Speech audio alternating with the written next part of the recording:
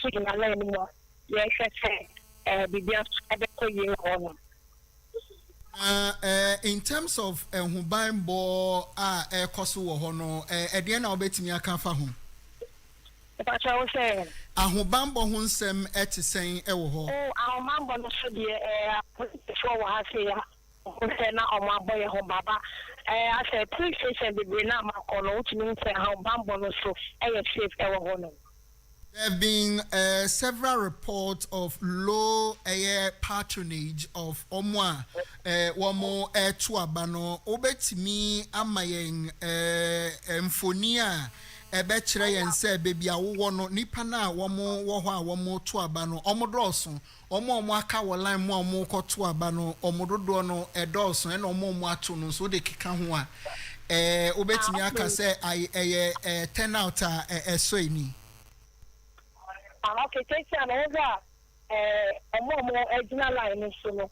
I am for the green and original line so and I say so more Makana or Munyam so almost 300 and something a man too. Okay. Now, sir, process so far no smooth there. Okay. Sir, process no has been very smooth. Okay, sir, bibia fufuro ni ho de a my mfa wonsi ha sir bibi fufuro ba na wa ma ya swati ne ya frewo. Okay, Pacho Martin. Okay, just gone by Florence and what they information abraying as we speak no this year's election no in Sisaya kakra ewumu more bekaya ban the presidential election na the electoral commission formally na omo ejj collated results from the various constituencies na ye to abawo no ba afi we no one more accreti regional coalition centers regional coalition centers near tiane say the various constituencies no ebe collate on results na womu wie a womu de akopie mu ewo the regional coalition center no enti ye wie a electoral commission the national coalition center no the returning officer for the presidential election no is going to collate 16 regional results for the presidential election. No, you have to take note of that. Nana Kwejo Blessman, Ewa Humano so Nana Kwejo Blessman, Utiemia, Info Porting, na Ujina Sesia, and de Ubofu Froben, and our Wademain. Many of my men want to say, again, Nana Blessman. When I work at the Western region, in the East, Avare, Ajomrojura constituency. And I just said, no, it's not yet commodity. About to said here, Jana Funyan say, after Santia, and then the Coco Multi and Power. And Vara Ajomrojura saw also a star come over Hatten over her, name more, evaluate consistency, Mummy and Vara Ajomrojura. Name more, evaluate here, Menodin Commander, and Vara Oba. Police station and America everything Apiotica police station no that more Atlanta Saloon now over Atlanta Saloon about to also come up I get amount for Santia almost to Abacama many easy officer I decided officer Edwin Como objectives Sam Annan or the two and for those who are also in the mobile criminal on my travel 650 650 now after 11:40 and the PM and for 201 and Omaba Abatoba Atlanta Police. Thousand I walk back one and also your friend Christian Shell and so you are 2 million you were AMB so Christian Shell and also a certain number of votes. You say, I'm going to talk about before say, and I said, no, about 565. 565, you know, retiring officer, my next year, after this time, then I will being common and confirm Makumako 210. And on my bar, I see, shall be in the 724. And he expected to about the club by a war and Jamora Hassin, and Bin and Patamino. Should be near 724. and perform a 301 and on my barber club. I say Kingdom City so ya chemu mienu ya wa AMB no ya wa 398 and I was ya should say by the time of 5 and I say to Boboro from my barber club out of 398 you know and for 168 and I just on my barber club after 11:33 I just me free one now the next one is Kingdom City B no there was 397 and I was almost to Abba and so the presiding officer our IFL looking at Richard and I make the 169 and on my barber club.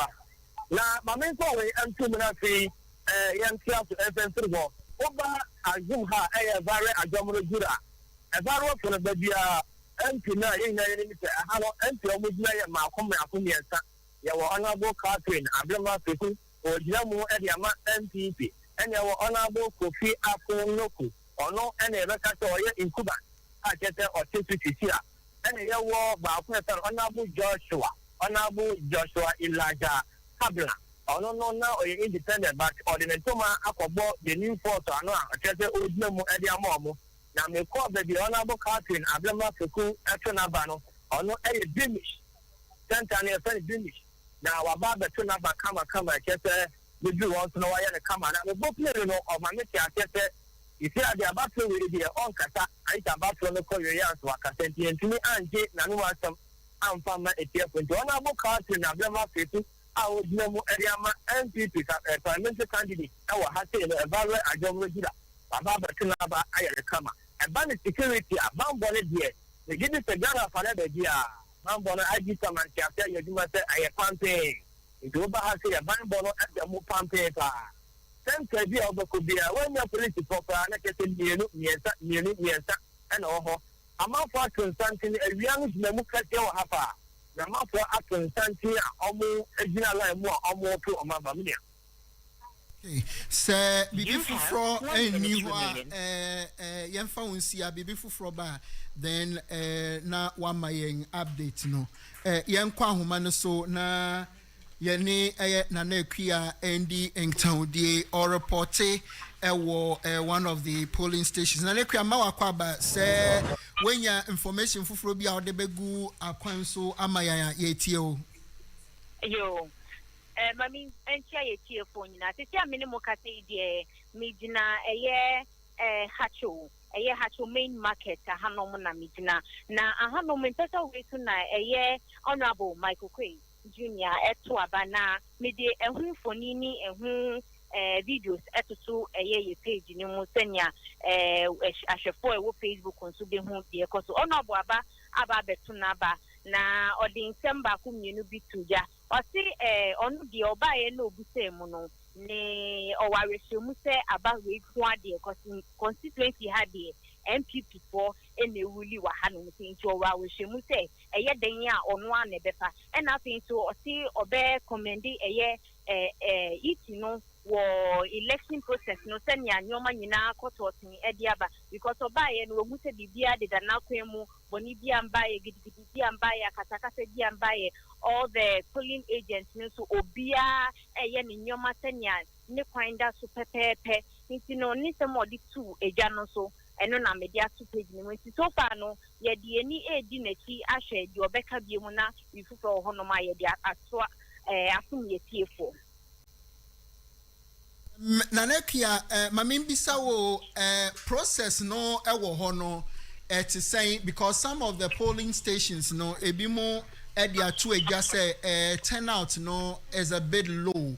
Baby awo no o share the number of expected eligible voters na beba na to say na omo ato oma ba wie no nso no to say okay enti yedi kamba ye no expected voters na me ben the first center no the omuka ni say expected voters 519 na ye buse mu no out of 519 no nipa 131 and na ababa to abano and nothing so the second center no to make almost the same thing 519 almost ye share no nipa dodo ababa to aba 141 and at the third center and also 720 voters are expected to Mbabe Swaba, and also out of that, and so 193 and Ababe Swaba. Into no turnout nedia a yakakra hanum as compared to other places Amako so far no more than numbers no from midi can call a year domain Pentecost a honomono yedi can call honomono na abato no more start here but me so at the bar a year Calvary primary school and also what had to hanum say no and also me buy na number from a be a 43 a be a 42, it been to year 22. As at that time, Manami, Wanami, around 9 Mohonum. Na, and no work from Unti Hanomo Diani, who said Hanomo Diano, I was trusting the BMD can call you. Okay, sir, Bibi for a new hobby, ya the best year, sir, unya any updates bia na waboya sutre na ya the mighty for Yadasa Papa. Okay, Miss Madam. And His Excellency Nana Adodankwa Ekufuado eye wakotunaba na owie ye no wone eye central fonso ekasaye yenkotie niembra. The match reports ye dey abro mi nyina Ghana for na nyina kire say election ekoyi pa ye tunu asundwomu amu chese Ghana for do awon do kanemi twede amemo the minister say one in control, one is one in control. Sami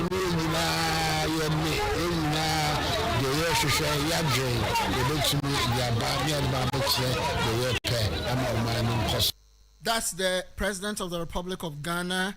Is the outgoing president. He's had the opportunity to serve 2 terms and Owie Netem in 2016 and Wodi in Kunim Obekaya. He contested the election thrice in Prensa and Sana Ghana for Enya Nimujidi. Now a few way mono Osha Electoral Commission for Enkrata and Inktown dia womone Ghana for Ayua.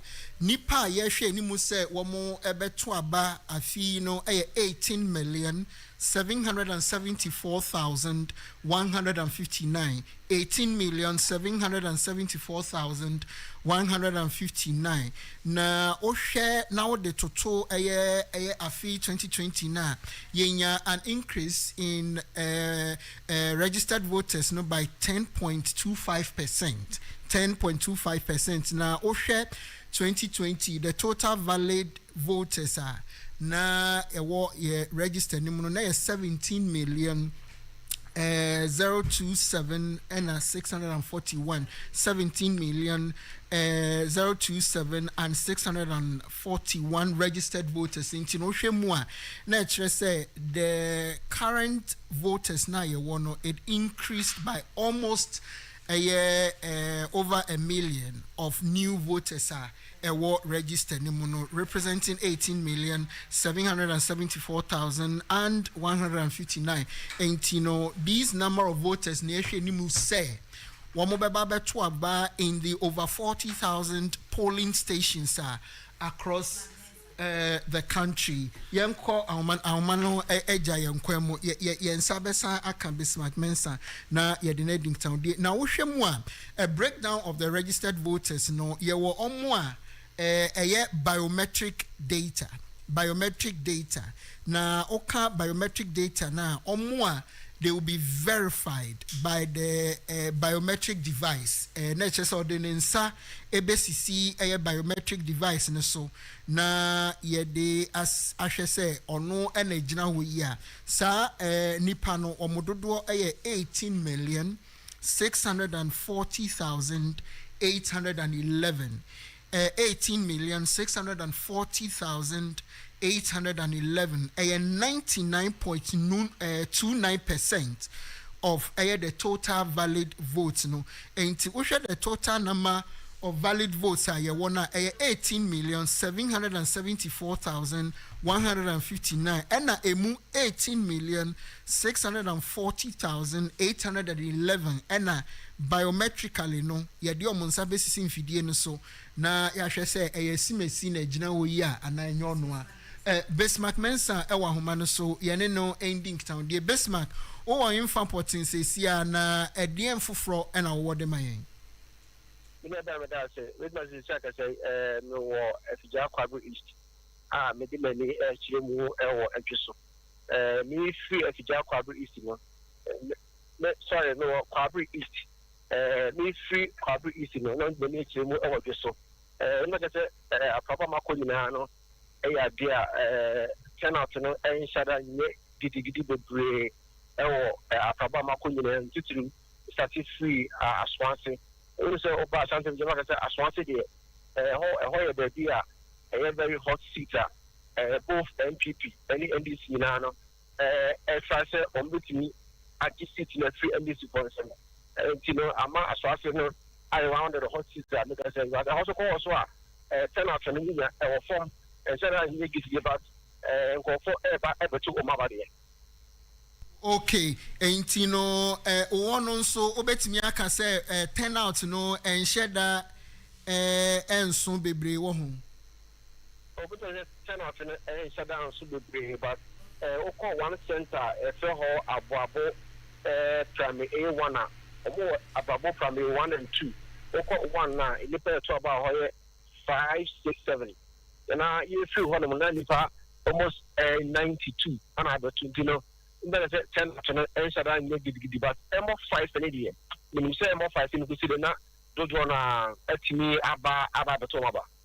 Okay, yeah that's a papa say bibi fufro beto dwa na wa ma yaso ate why na answer na one issue sorry ha teacher atoma fuase you say atoma fuase so no one the seat omuntu aba ma NDC da intima NDP for seater or what was somebody to maintain na numu ana branch abako etinde enkata mako 76 ja anka oroko gum nanka ja ahobesie yetima counter account yeso so no wade fashi ama ojimi afa gum ama police sponsor ti maka na meka say owa atwoma atwade awo police for akachia o mo twa somebody to mebusa nsense bebriafa but pesa any fake no original kasa na setting kan yanka or they have two other candidates na ye bisa no wa kire baby onya free ata say you 200 year na you timi say a principal so ni mu no also mu na aga o mu timi abusa na say bebre but eso go di principal timi you timi na amon komo amfa enkrata na ni setting kan yanka or they ba be wura mu na ye tintim nkrata no so dada me na ye tintim bi so ibi wo so na ye tintim bi so dem je janka kokojo butu mu dia kana ga ja aka no ana ko butu ma bobo bia so butu ni tintim so. Okay, na onunkwa na ya witness bibisa during the process and process ne shase no ye nya bibi bonus until say guy we ye chi no when you are not any far principal that my kind of starting on a part no so near maybe be a come don't want any far but don't have to a gem ATF tie me mo share on your Facebook page in this one Rainbow Radio 87.5 Rainbow Radio 87.5 abrantie na wokita ballot papers na ebro ba ko e wo so obi anya no de to na ba no police for achi no ni mfoni eneda ye Facebook page no so no Rainbow Radio 87.5 FM ya da se papa se bibi fufuro ni ho ye de besi ase bibi fufuro beto fo na wa ma ya so ate ya da se papa na Darling J currently at 92.4 FM our UK so maybe son say is this surprise say o share 2020 na ye wo registered voters no 17 million 027 and 641 I no o de compare afi we die na 18 million 774,159 which means to say 10.25% increment and yenya in the new registration yo ye afi mono ohwe figure na obetimi aka so ye surprise na Darling J. Hello Darling J, otemenka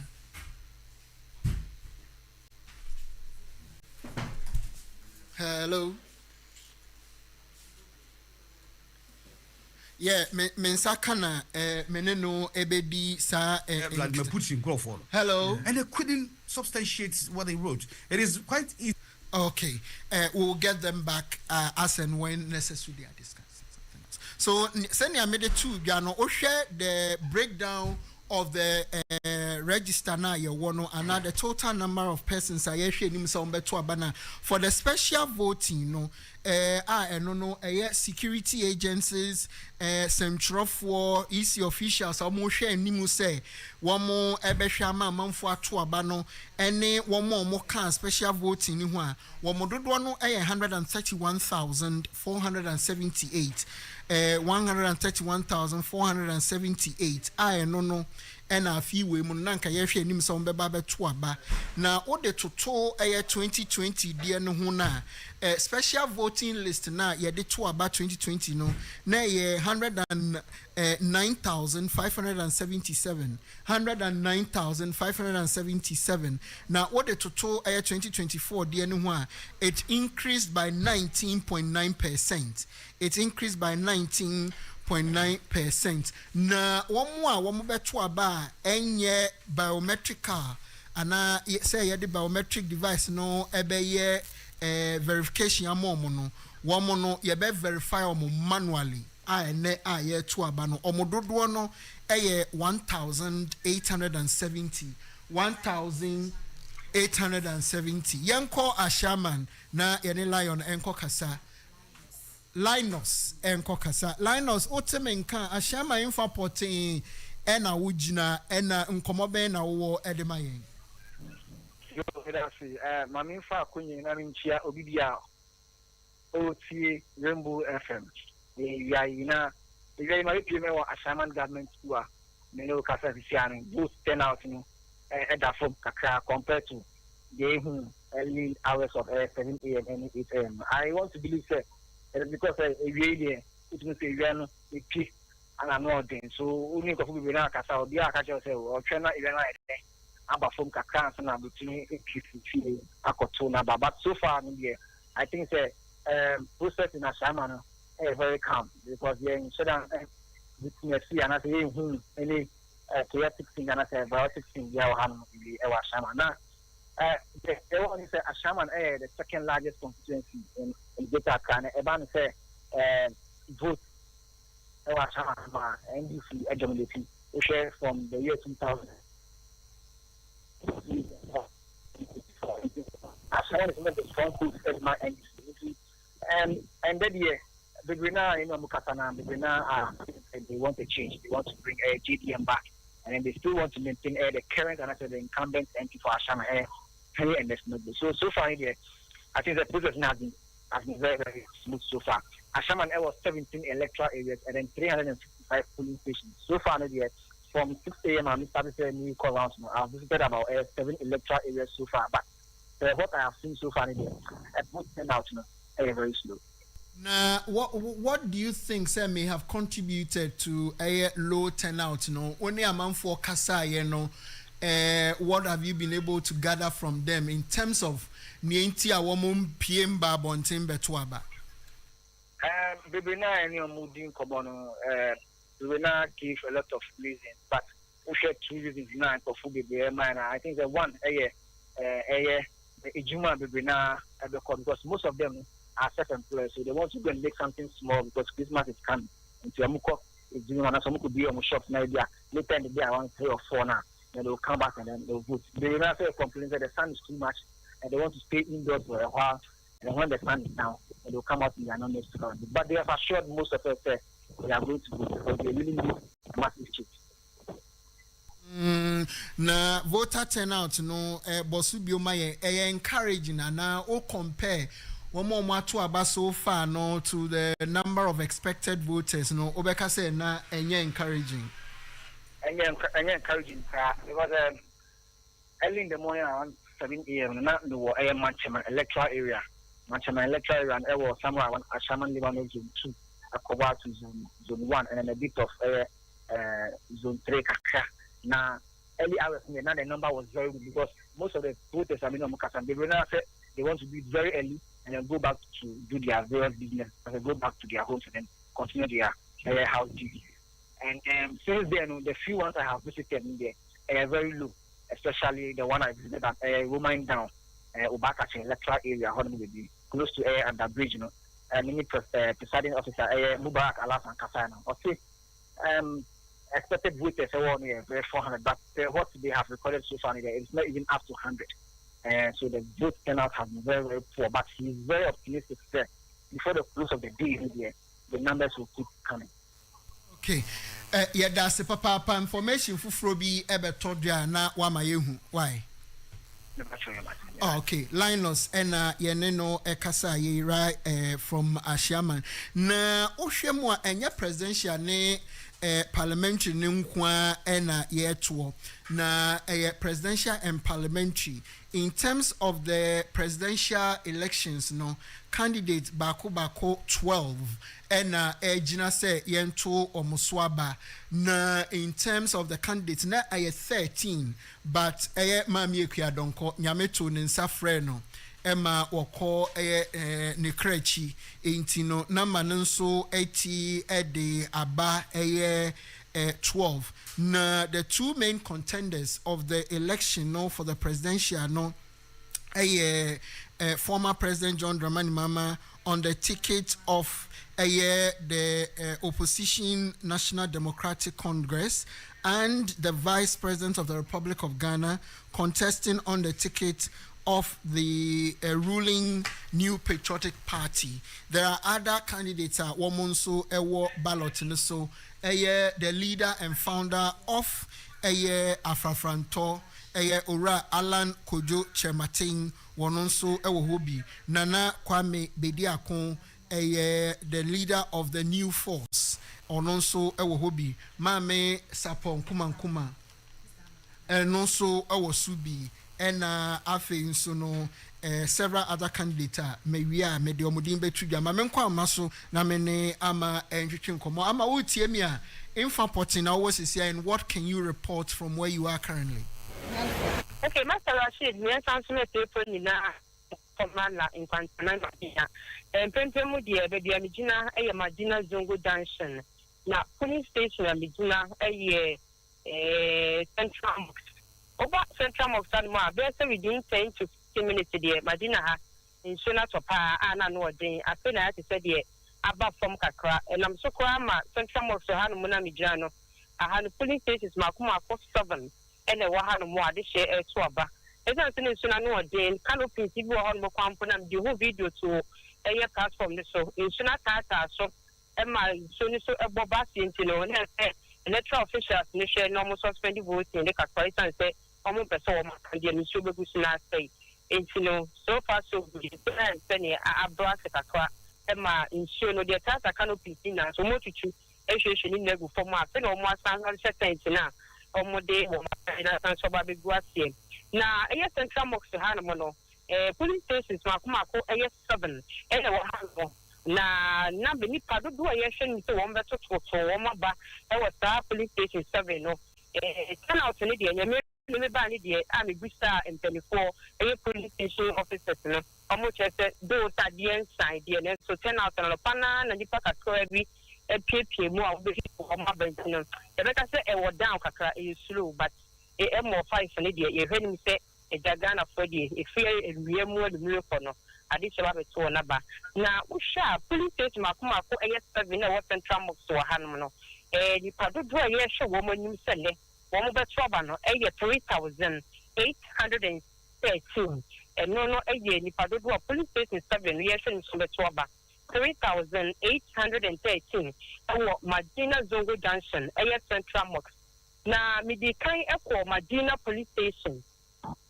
Madina police station so no na about to be kosom and so within police station one monano na police station makuma ko 5 and na Madina police station ho na me did figures in the pado do a police station 5 no yes me say one beto aba no e kan ni na ebo mo no na Madina police station pado do e so one to aba police station 5 no 1,876 1,876 and yes, me send one better about our Madina police station. This will be sir, to one day, also, I was to see one monarch and the police station, you know, a whole and now one more trouble, you know, not police, your one more but that's about maybe I didn't see it. There'll be a mark who don't now no process in air show.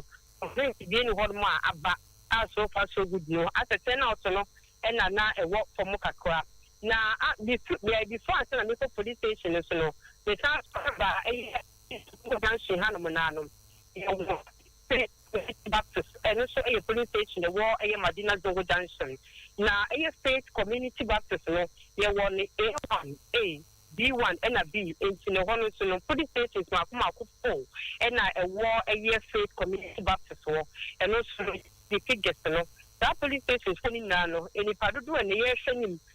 One better by 1,960, 1,960, and also me and the choir, no, I said, and it's the next of the so if Emma police station, no, mobile choir faith community Baptist B1, police station officer, no, Honomono, maybe signing video for Moka and Yaniband, who say, let's set to 1 minute, Obia, my sanity, and also slow because.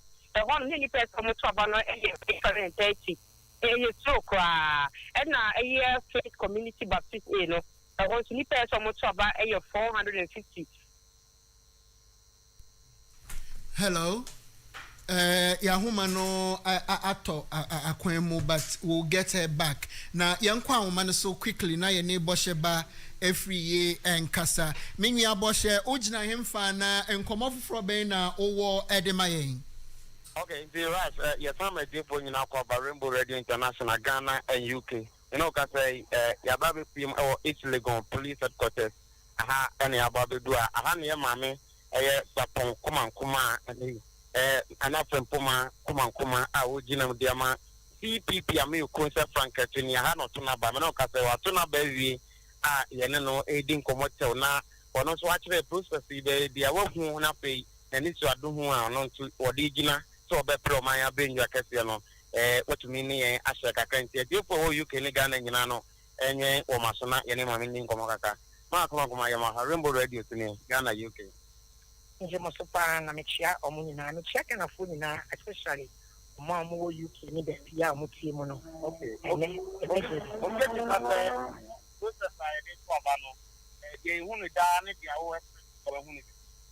oh I need to stand him once I'm a canon but some country Ghana UK phone in say and I young and name yourself be drinks into Abba.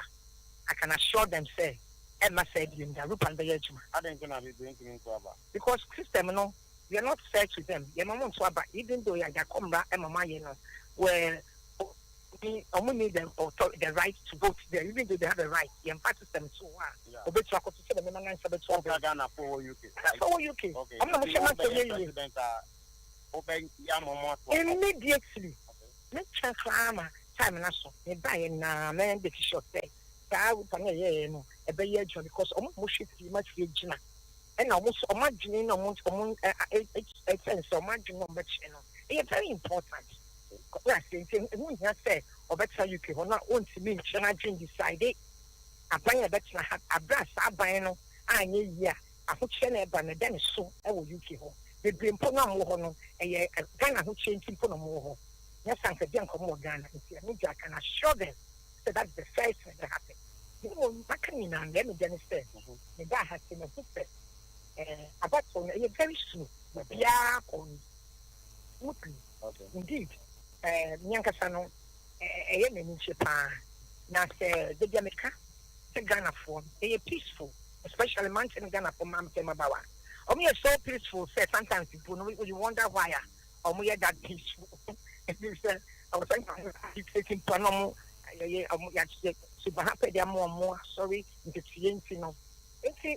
and that form 24 any institutions fairly not by us, not the no quite and then you give a police station, I send you a police act swiftly, and you see, you are fair. The better. Then I will accept the verdict. You get me a smoke because of Bian Penny Watson, Obia percent Conin Epija, democracy in the air, Obia will see me when you talk Nicocomuti, the Gatti Biano, Miss Row, Gana ni bia wotisi. Mama webo che mo fa fa munya no ma me no mo bofu no. Kumu aye din. Se be so mo nso aba. Mo from. No meto aba because wa meto obi beto. Nti wa meto obi koto a. De wo so won pen no. E na donya. Mo beto aba ni in protest. Mo fa ma the only government aba Ghana ha. It's me ya de obi anti machine. I the convention of People's Party. You can't say Nkoma. Yes. Offer to Kwame Nkoma on the convention People's Party dying. But what that woman ain't a kuma pa. Na june pa. Ah, or that one or the super so to and your friend 7-year plan. The year move 3 any 2. Start 4 years na can and not me nothing for my never was Ghana. So most of the time I know or something for not Ghana. Not minor temperature. That's the more hour temperature only when you want to travel and go there. Because business here that's a and it's simple. Sure. And yes, you know, never be why complicated. I said, what now you didn't jam. Just send me a simple anything. Agriculture. A journey you did. I was say a journey your man the preacher supposed to. Ho and cattle. I saw any ado. Because I saw me second. And you're sinful. And you're inhumane. And yet, what would put you in the Biara? I know it's gonna mean. Who could do fufu? Who do a busy? Who do a Gianni and the same mark here? We have used an inhumane system for us to play. And you're right. And it will not happen under my 4 years when I'm here. A woman or a man will use hoe and cattle as a factor to pursue as a hobby. Otherwise, we will mechanize and industrialize farming to the extent that every Ghanaian will be entitled to 20,000 Ghana, which will be used in all the businesses. Every Ghanaian, 20 million Ghanaian. My first year, $25 million will be invested into human capital to change the economic order. Poverty in our Ghana is too much. So, when you mind so many money, you know why they don't have a job. Take the same branch here, 100 of them from Kochi London, all of them are hard working. Because there are no opportunities. No government can create opportunities. Government creates environment and enabling environment. Now opportunity, no.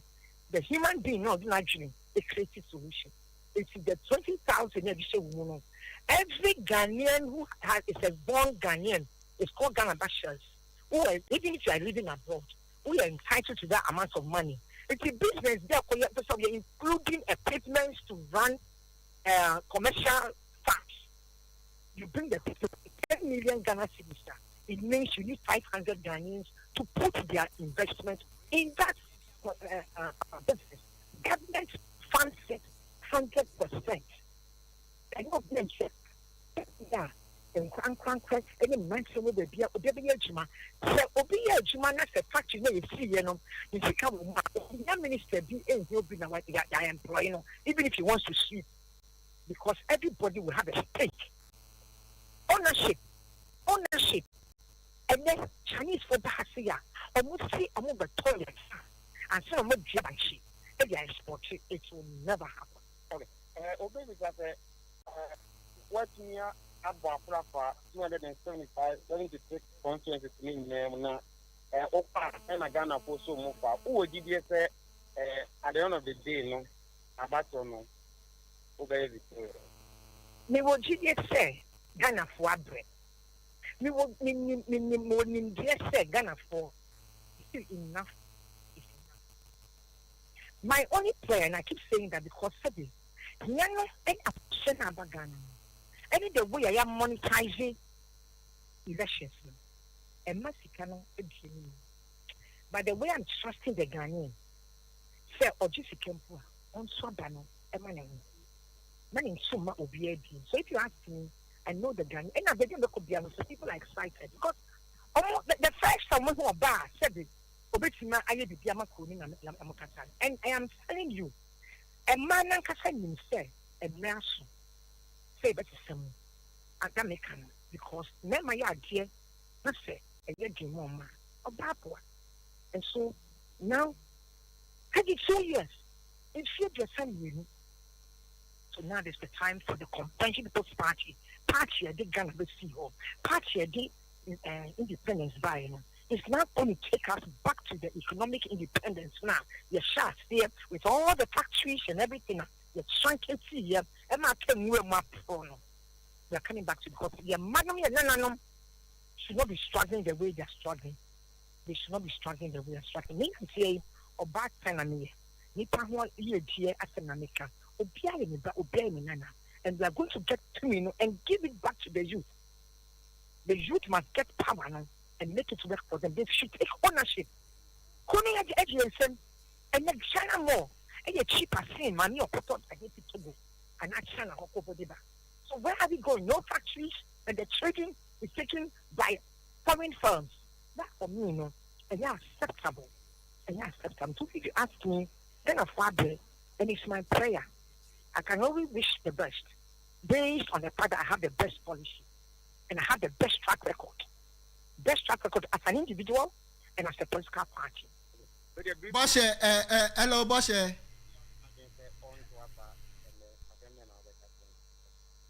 Mommy, Papa, Abanti Ababawa, Mituasi.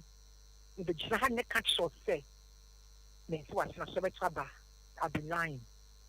Because the workers, the salary, of transport, or near more used to go of transport, no bar. Samianka Samisha transport, some of the bed money corner, and any salary now you pay. You rent. You lunch and not breakfast if you and I can understand. Now what are you? Say no one swam at Trump and will be better too. You're buying for two. So what's going to happen is that decision will be based without you. Then just also sorry by it. And I will told act of protest.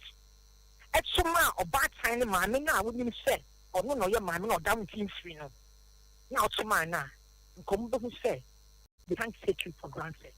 Intervention. Mama was 32 years. Mama, my 4 more years.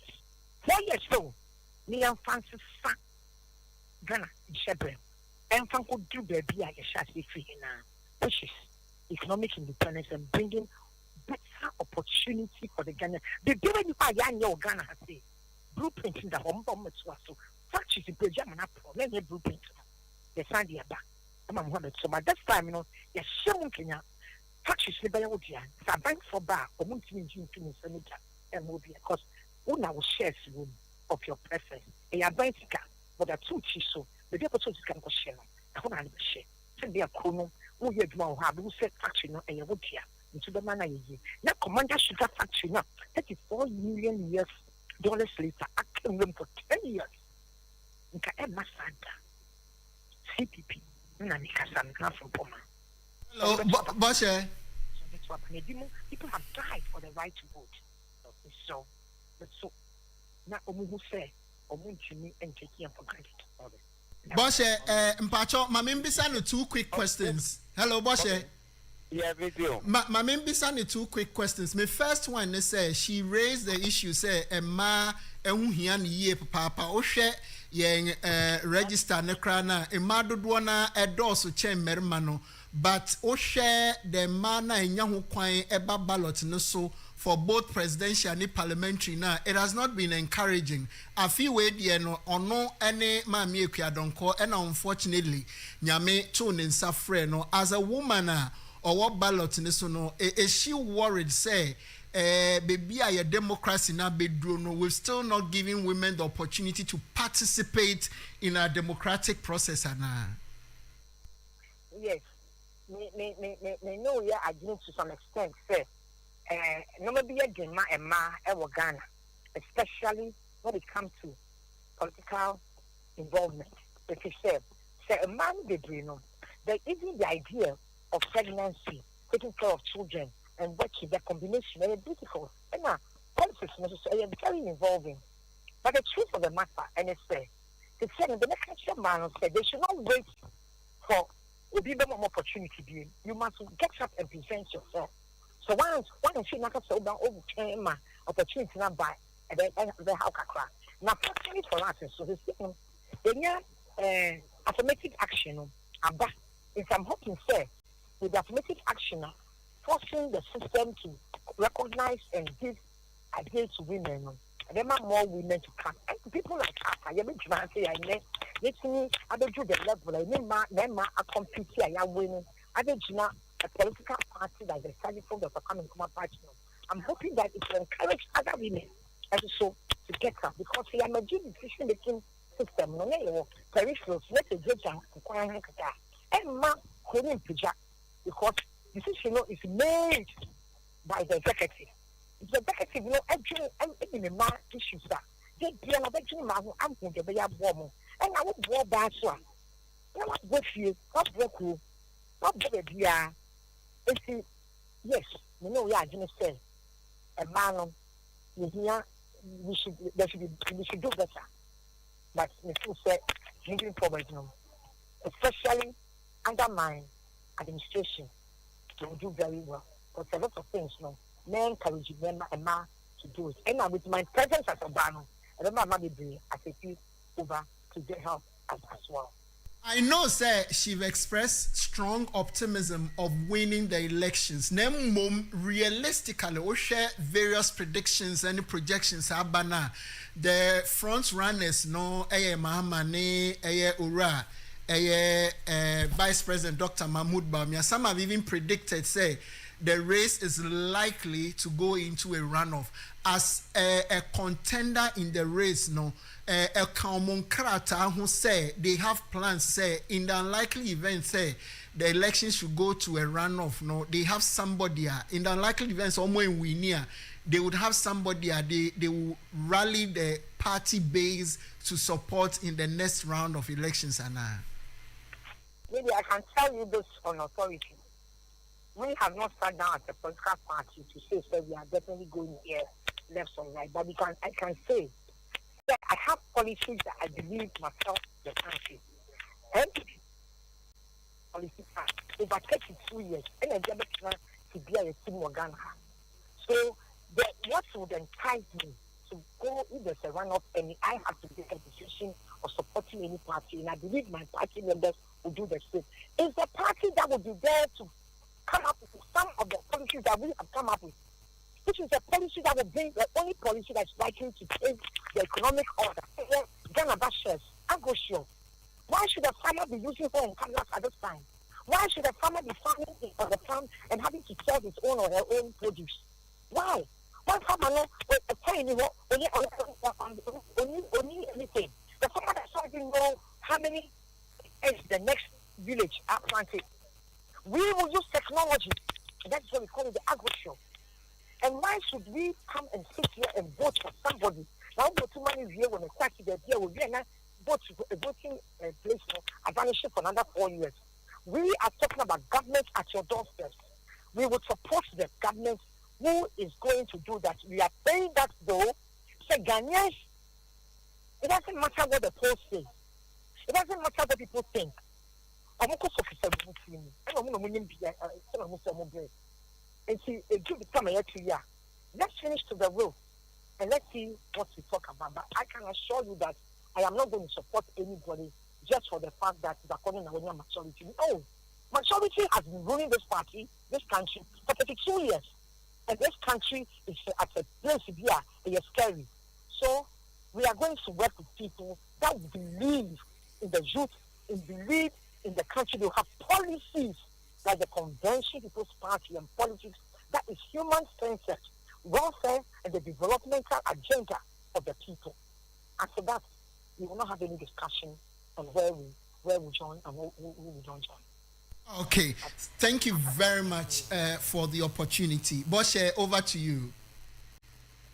Thank you very much, and also the opportunity to all the people out there. Okay. Okay, thank you very much. Okay, the Abusiafo Amutirumbu Radio, Nana from former Sapon Kuma of the Convention People's Party, and on the flag brother home.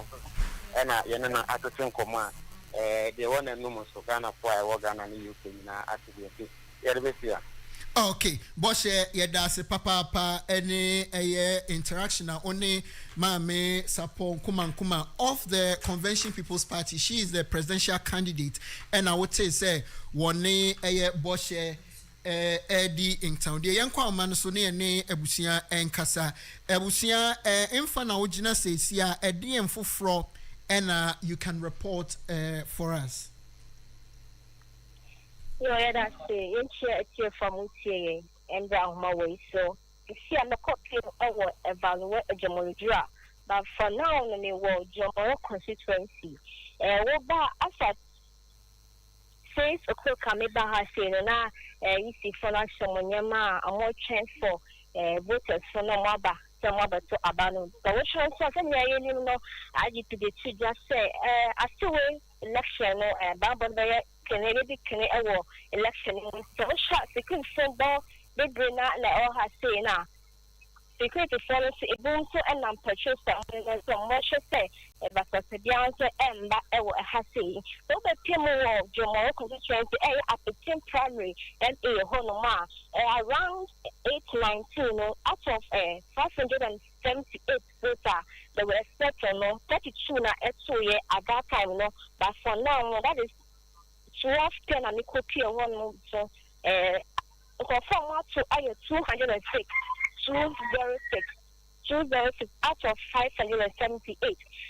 But the remaining say, what about for Jomo constituency? I don't know of Evaluate and Jura, but for now, they actually say for the parliamentary candidate, what's up about the panel? So I'm not number one, everyone, confident not air company, I'm not funny. The church say, so more only say. Omati ebi everyone ma mo hwele nsena mo security na amanye and all for Jomora hati enu so a wo sha that can also 100 both parliamentary and presidential, but for now it is 98 El has said that means 2 is missing. Like me chair the presidential office and of catch me say for now no somehow if a principal no I'm not be so that is we didn't get 7 to 1 and 2. And see, I'm not no. Okay, and to be before for Bana, one my swati. Why? Okay, thank you very much. Say, when you ekasa, young call on Heniba and the Maho na ononso, Yeneno and Kasa on Heniba de ma. Say, be before Frabe Toyga, Fagua Quansomaya na Yendi Hunkitown. Hello. Hello, Ohinibadema. Hello. Pacha wote menka owa homa so fa ensem fufra won sa ka no go esomayen. Hello. Yes sir. Ohinibadema yetie wo na me bisa say. Yes. Ediam fufro na obetimi edi afri baby a wo sesia edi abreye. Yo, many me do make sure actually a futu winiba. Now me do have a gumpa is mentioning about to empress so. Now me sure say the futu winiba. I just say in the maintenance kakra is a futu winiba. And I know I'm so much say about more for a war of Mr. Police for when we have a modern history, a street. Maybe good 1 year, 1 more air to Abano. Emma Betwabano, a center or Emma, you do any public example, Alco Piemo, Ewa Winniba Swama, and specialized hospital. I'm a member of the maybe a nice critical kaka. Now, a buying in a police station, and no, I was uncle, I just said the amount to Abano. Get your own idea when you are. It's over to Abba, and if I don't need a line or Oma from Santeno, Ewa Bontain. Na esa se wo mususu se kontem ni ntino ama enipa no abodompem ewo abonten ho a enye asem ketua enti police bono so na ejina gate na no wono wo mu sheda endorse ema enipa no ebunkam afa wo mo so enti e ba no sa no na wo mu bowure mu wo mu pia eye gate na eda no no ene se wo mu timi ekowure mu ma pinte etimi e ba e ban sano na eyade se police one buru ma hon den so nti wo ga info na me de ba he na eyade se soldier for na wo mo saman no wo mo bo modern efre wo mo e ma wo mo ba ho ma Samuel me na ka say dey ayaboko the fiji win ba ho no ya dey say ba makomako mienu na ejina e wo ho owura James Kofi Annan ono ejine mu e wo NDC dey mu na afin so no majority leader e wo parliament Honorable Alexander Afenyoma Kendi Osahene eka ni bi ho ono na yem na hye bejimni e wo ho osan so Don Kessier no ba no deni e wo Ghana yemra hye bejimni ejine mu e wo NDP 24 makomako mi nyina no e be tie mu e wo sa center wa Samuel me ne we ka se die umuguswa e solve problem no na chese bibia anso etimi akoyie kama e futu ni ba ono nti na eno ni mentimoti kakra etimi free ho e baaye na ufiri wana se ubetie mu e ogumwa isa e ya de se ogumwa isa no so no abato no e koso e wo ho yi kama enye asante ya bo apro kakra no e wo ogumwa isa na ni yehu ye ni se ubetie mu e wo eye ogumwa isa e ya de se e ho so no enipa dogu a to aba no ewo eye gumwa ise no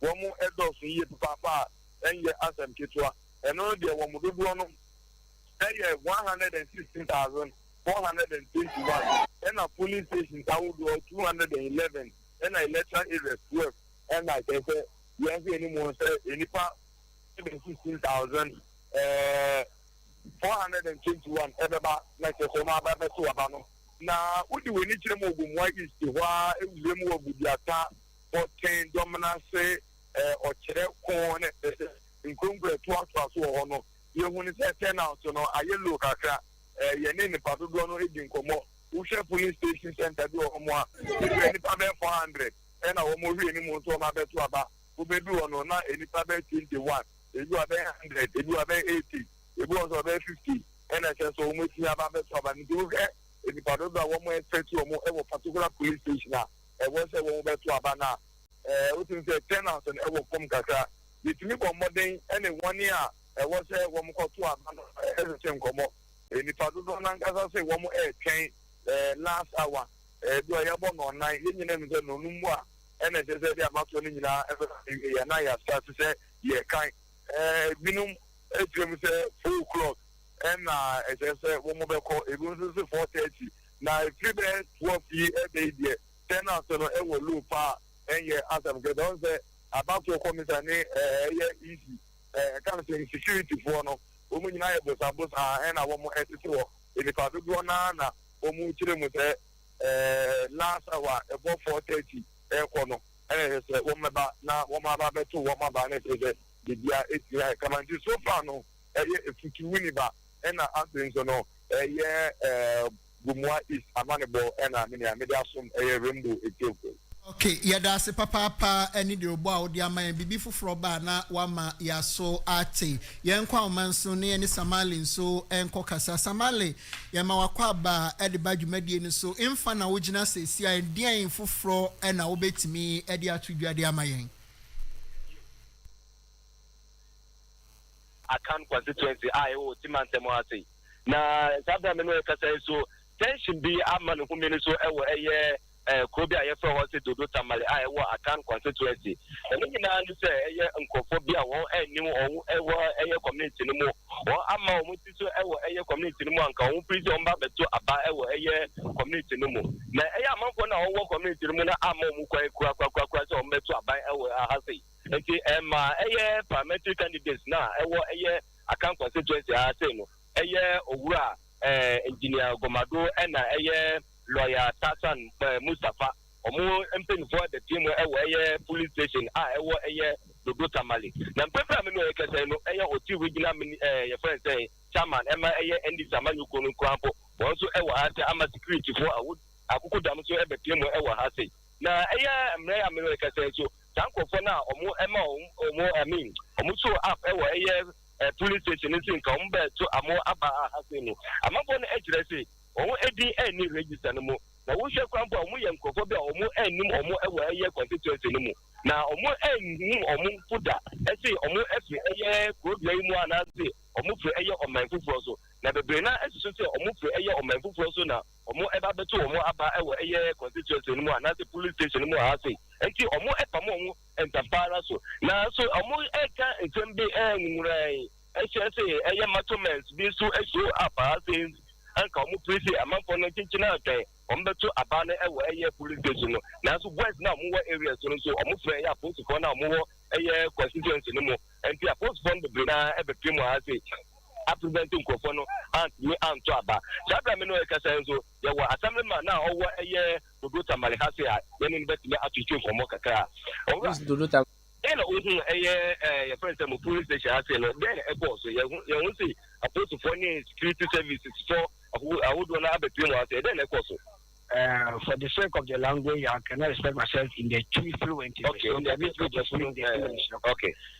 So far in the morning, as at around 9 something, as they opened the police station, as the voting proceedings were going on, we realized that there was external voters who poured into the community that they are trying to come and cast their vote at this police station. This police station is Dodo Tamale GA Primary Police Station. But as the search and the interrogation with the people from the community before they entered the police station reveals that they were asked by an unknown activists or politicians that they should come and cast their vote here. But initially, they asked them to transfer their vote into the police station register here as transfer vote register. That is where their names used to appear. So the community were saying that they don't know them. Therefore, they cannot allow them to come and vote.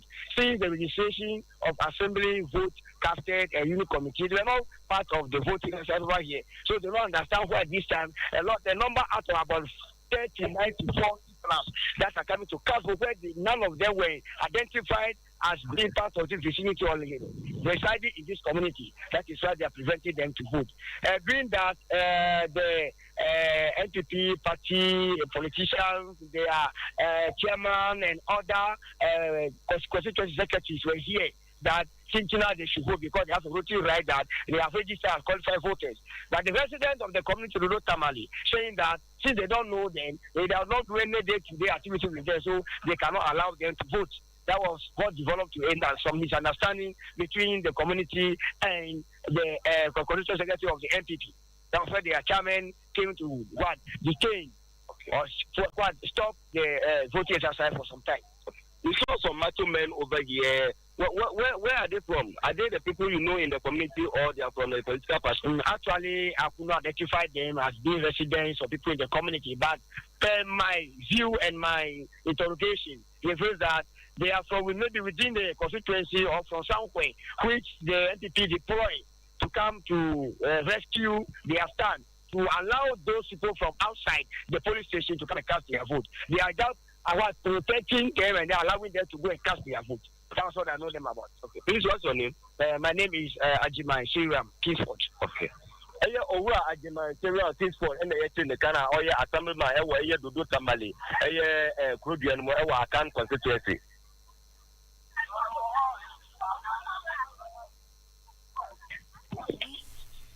Hello, Mitunka.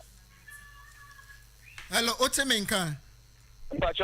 Yes, so far no say we the ayedbesia na bibi foforo ba na wamaya swati.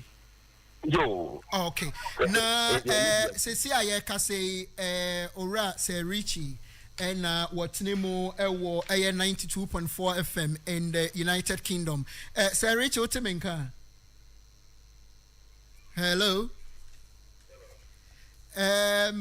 Yankwa umane so na yene political analyst ora Emmanuel Inti entwetwe nkomo na as I told you no your brother Sir Richin so is in London on 92.4 FM as and when the discussion is ongoing no question bia na ono so dia rem ora Alex Emmanuel Inti yama wakwa ba de ba Rainbow Radio dwumadie no so say bibia bokọ de Now, as I speak to you, no, we are covering this election no, on our station in UK. Your brother said reaching so was so in tears and when on also a question be on the bed to you. But my first question, person me say, so far, would you any a DHA in the ongoing elections? No, from Anopa, non so ABC call Akaba 6 minutes ball and do one no. What has been your impression so far?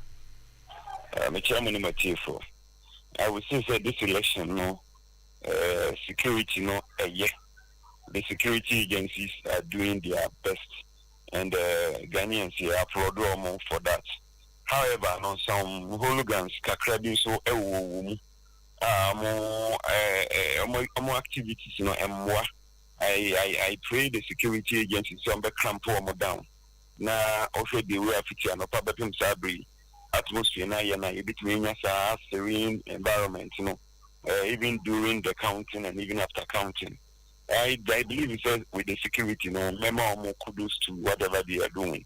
And I have some few places in Swa, individuals, you so will advise people park open a Jumaya and you should also use your mind. Use why drink a crack, into and I believe the individuals you know kakra so no almost yako yabompa say betom over issue the political parties especially the two major political parties now they also doing well call most of the polling stations now some agent kakra only say strongholds na tension kakra or Ashanti region vote and 1 or 2 areas tension kakra, but it's part of the game.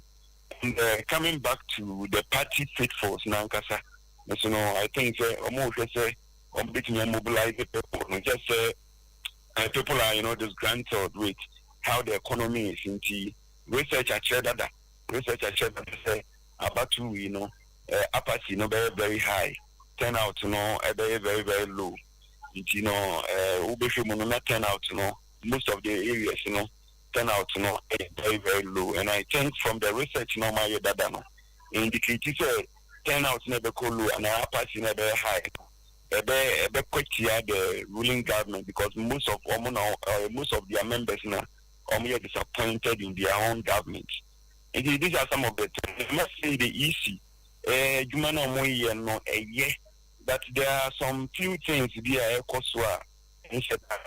because CI 127 Modi Juma Fino. Actually, we presiding officer, Okohonman, near SSS, some fail from 8B, the A and the B part. Na movie A and the B part na Mosan Sumatwa Benevino, then you come to fill the C and Sana Maba the kind, Namaba the Shisha. But unfortunately, some of the areas, most of the areas, presiding officers need to on Mamu say, I'm paying for a say. Mama won't say any D. Almost say, we must crash there, the Yamukom, so Mummy and Church or book me a mistake. No, because okay, the A1 is asking you the total ballot papers on the bar. The A2 is asking for the serial numbers, for the 4 types of book, the HM 100, the HM 50, 25, 10. No, over B, B1 is asking you the number of people in the register at the polling station. B2 is the proxy people. The B3 is the absentee, and the B4 is the transfer. All these ones should be felt. So at the end of the day, we do saying, Motu Abeni Yinamo Besia. Different compare C1 to B1 because C1 should be less than or equal to B1. You can compare C2 to B2 because C2 should be less than or equal to B2. Okay, A, B, B4, and they are just checklists. So if the EC officials are failing to do all these things, at the end of the day, I don't have my attention. So I believe we say at the DA to know, so EC for each more figure, the Dido CI 127. I should say those the A and the B should be filled before the commencement of the elections. The stamp also should be wrapped, and the stamp on some of the white paper. So not all the agents they are privy to it. No more copy. Though stamp on so, but they need to authenticate it from the actual stamp on Ankasa to confirm that they have notice of pool no, and also to take notice of the number and the font size. So if the EC people are not doing all these things, it will surprise most of the areas and so on. If you follow ballot box in the coin, but the EC people, some of them, especially Western region, and I can cite the media check at the center. EC bosses catch on say or movie I'm basically the envelope, no, maybe 2 months. No, what the 2 envelope man, you see, and you set to Krobia ballot box, and as I said, party be a didn't see the king. said the system cannot be compromised. But you know, Tokro can share that. At the end of the day, now catching any pants or the envelope can't it be compromised? I think you know, we have 3 types of suits before election suits. Or no, almost seeing no issue office or the polling station. Once an omobeto no before the voting suits on 2 almost see left and the right. Then they leave the center. And after the election, they have to also see the left, the right, and the center. But now, no, the center they cannot see. And so it means that that ballot paper can be tampered with on the way from the polling station to the coalition office. And I think sadly we know I'm sure a bit media at some of the constituencies. So in my general perspective, I think these are technical issues we need to look at. Okay. Were you also surprised and the Ministry of Interior issued a statement say in order to ensure the integrity and the protection and the sanctity of the election, they are closing all land borders. Emma Ebimukrai Bisa say, are they trying to say we don't have Ghanaians Omowo Togwana other neighboring countries they would have to come back to Ghana to come and vote. Now later in the evening, communication director for the Baumia campaign, so be a press conference, adorned in the MPP colors, Wabra and Swa Ebimususu say it was over for them to be doing political campaigning, but the way are adorning in Huno and on can say they've picked information say NDC for foreigners from Togo Sombe to Abentenya Dombe Mom Hukwain. These 2 issues never play out and run. Were you surprised about it?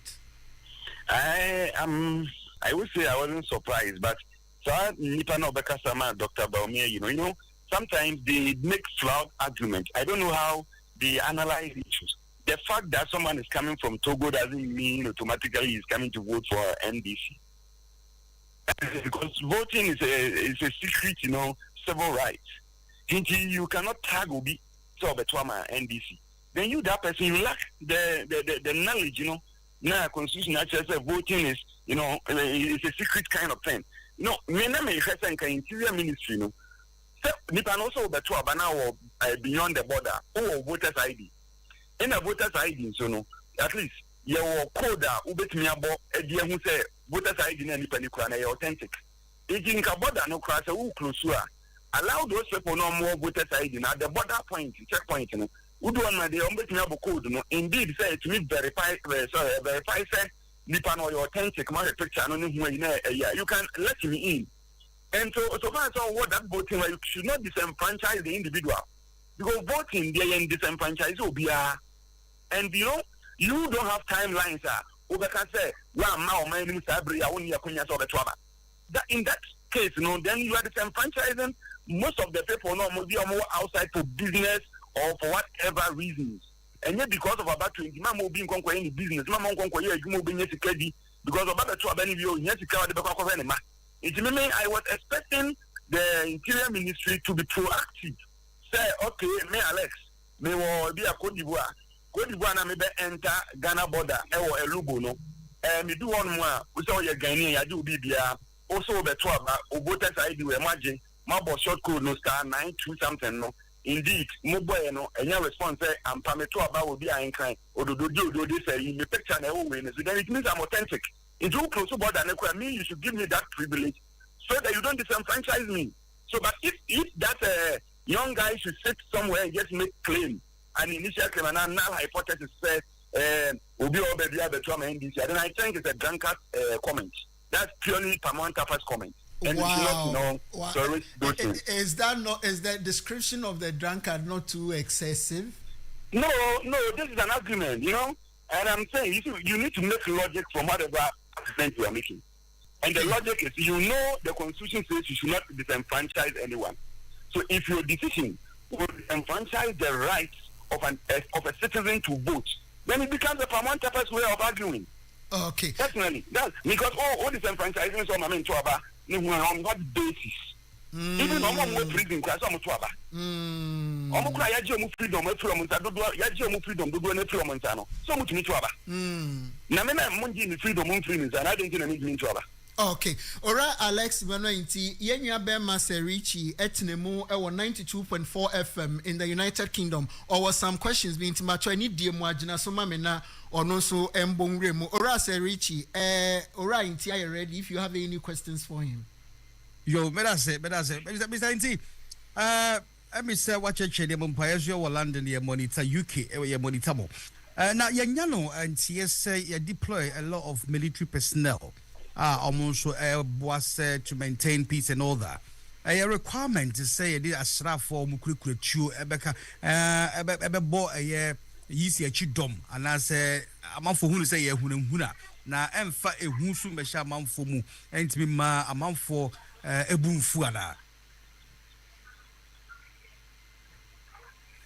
Hello, Mr. D. Hello. I'm on the line. Yes. I can't hear anything. Yeah, Mpacho, na the question na obisane say. Watch one question obisane say there have been the deployment of military personnel. Originally, no military for now and say they are not going to send people to the polling station, but they are going to be standby. But there have been some instances, who military for be was some of the polling station. And Obisa say, don't you think, sir, people are claiming that this may be a form of intimidation? And now ne kwanswa no say yebema ho kwama military for no aboban in the ongoing elections and Sir Richie, question. Exactly. That's a splendid question. However, you see, let's look at it from this angle. Military for no, when you say strategically, almost deploy to some, flash points or hot points. I said the Ebema Honum situation between me calm it down. And I believe we're taking effect and I say cognizance to what happened in 2020 elections, They have been trained and advised on how to use their weapons. I mean, military for no Obima could be Bonibi and Amo Yebi.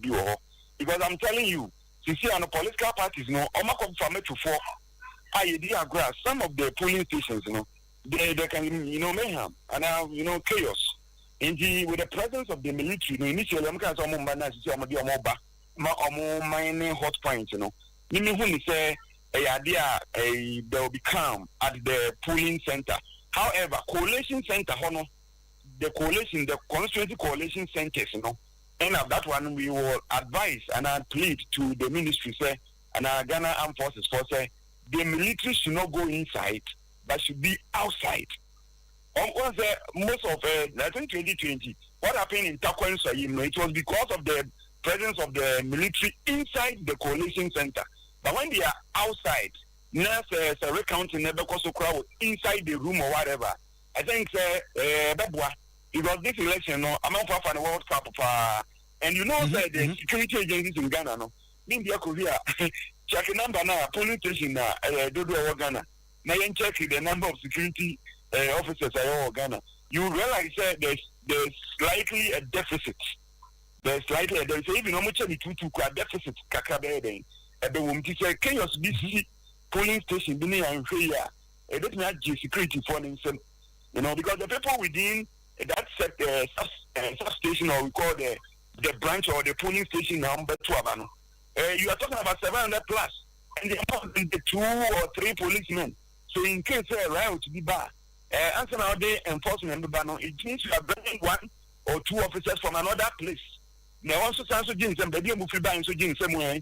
So I support the idea, sir, military need them, and I'm happy, sir, military also them say,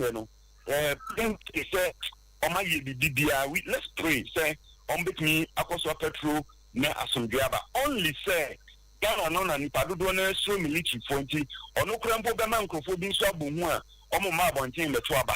A ono so increase a voter apathy and be reduce a voter turnout. Okay, Sir Richie, do you have any other question? Now, any oral Lexington? Not necessarily. I think that I will take that because it's not like that in the Western world. But notwithstanding that, and also considering peace and also the macho men for Mubabe Hadrin, if the military will be there in the events the unexpected happens to combat that. That's great. That's fine.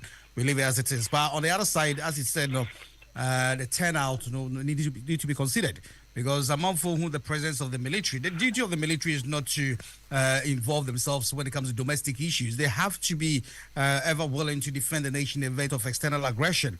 And the police for domestic issues like that. Sending a amount for the issue and our war, because we've never experienced that in this country before. Some military during elections, they come out with weapons in hands and the whole lot. So that will actually instill some level of fear in the people. But there's explanation, Matthias here. Okay, Mr. Emmanuel Nhyira ye papa send ye be de bia onyamrema ye ne bon ko bibe foforo hire adwen we'll come back to you. Okay. Ora Emmanuel Inti ena yene no kasa ye no.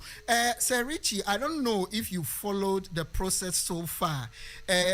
Just coming in from the police King Tampo South, almost omachi electoral officer baako na we issue 15 ballots yate candidate 1 free ho.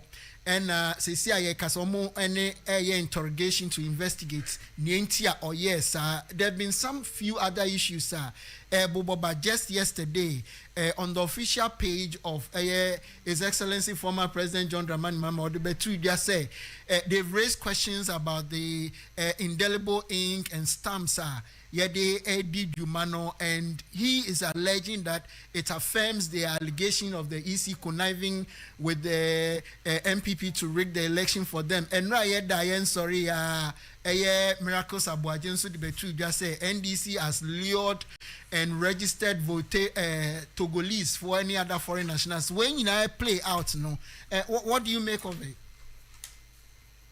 With the indelible ink issue, coming from someone like John Dramani Mahama, with followers of about 6.2 million, and I'm talking about those who voted for him, I think about 20 then we need to take a critical look at that. And you see a touching about Trasa. With that gentleman now, or also Yachino, was a Kintampo South, I believe. What number one free hold so being a EC official miss a wrong say what's the oath so bit me abomodia asum Ghana and elections bit me the unit about Krubias not only Ghana and we hope not, and it's all more or less infiltrator in the embodiments of the East, now over to me are committed. This is heinous criminal activity. So be in everyone. I think he must face the full rigors of the law. Miracles Abuaje, I don't think he can substantiate what you're saying. Intelligence, yes. Then over to me they are substantiating intelligence. As Alex in team said, all the franchise amount for what's on with me about trouble. I was saying the fact that at that critical maybe material moments of elections, and chances will be go from Pabo to Gamani go find Pabua, and I say Obisu alcohol holidays to Gamani and to be money crew. So I think it's wrong and it's not a step in the right direction. So we need to be very careful when it comes to that area. Okay. Yankwa Omane so quickly ni Namonsini Sofo Fifi Ankuma is at the Electoral Commission headquarters. Now on my update on what is going on there. Fifi Ankuma Yamawa Kwaba, what can you report from the Electoral Commission? Hello, Fifi Ankuma. Hello, Munsiesi Ahumano Mayena, Yensanka, Fifi Ankuma na on my update from the Electoral Commission. Sir Richie, and when you look at the voter statistics, this year now, 18,640,811. 18,640,811. When you compare it to 2020 DNA, 17,027,641. When you do the percentage terms, a 10.25% increase in terms of new registration. When you look at the figure now, what does it tell you? First of all, it says it speaks louder here because it tells you a lot of people are reaching the voting age. The mortality rate must be taken into consideration as well. I expect and qualified. That's where the constitution stipulates. obi a wanyi de sebi wanyi na nso no or allow so beto naba. A lot of people now graduating. Ghanaians have been very, very busy and before multiply their cost. This could either be detrimental to the incumbent government or a plus to them. And if they have their social intervention measure like the free senior high school, where we look at this is 10% increase. Says that free senior high school, if the school children appreciate here, fair enough, then that's great, that's marvelous. But in the midst of the school graduates, the senior high school graduates, remember, there will still be floating voters out there. There will be people who will not just succumb because under the kindness of the MPP administration and managed to pursue further my education freely. Some of them also are children of the NDC NDC parents. It's NDC for almost with me influence. Free senior school is not the end of the world. And I watched a video where a lot of children were saying that our students, let's say ladies and gentlemen, maybe were saying that free senior high school no so almost any papa no mama asetim so mutimi ye aduane mo and omode atoaba. So as I said, say ebetimi akọ in favor of the MPP. It can also go badly wrong for them, but out of the 10%, I definitely think that maybe the MPP can accrue about 5% of that, but with all things being equal, considering 8 years term, maybe a neighbor second round of no one knows because. Rashid, when you'll be online, yes. Yanko EC headquarters. We'll come back to this discussion. Reverend Fifi Ankuma, Yamawakwa Baby, what can you report from the Electoral Commission headquarters? Hello, Fifi Ankuma.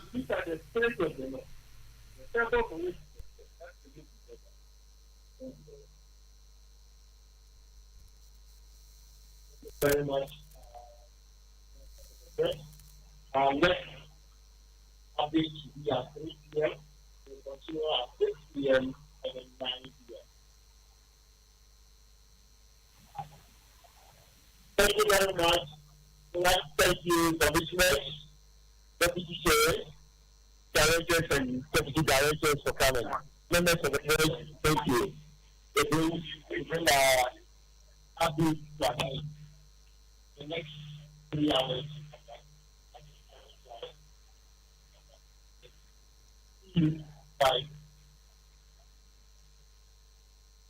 Rainbow Radio. Yedi abruchiri aba Ghana. Yedi Ghana akwa abruchiri.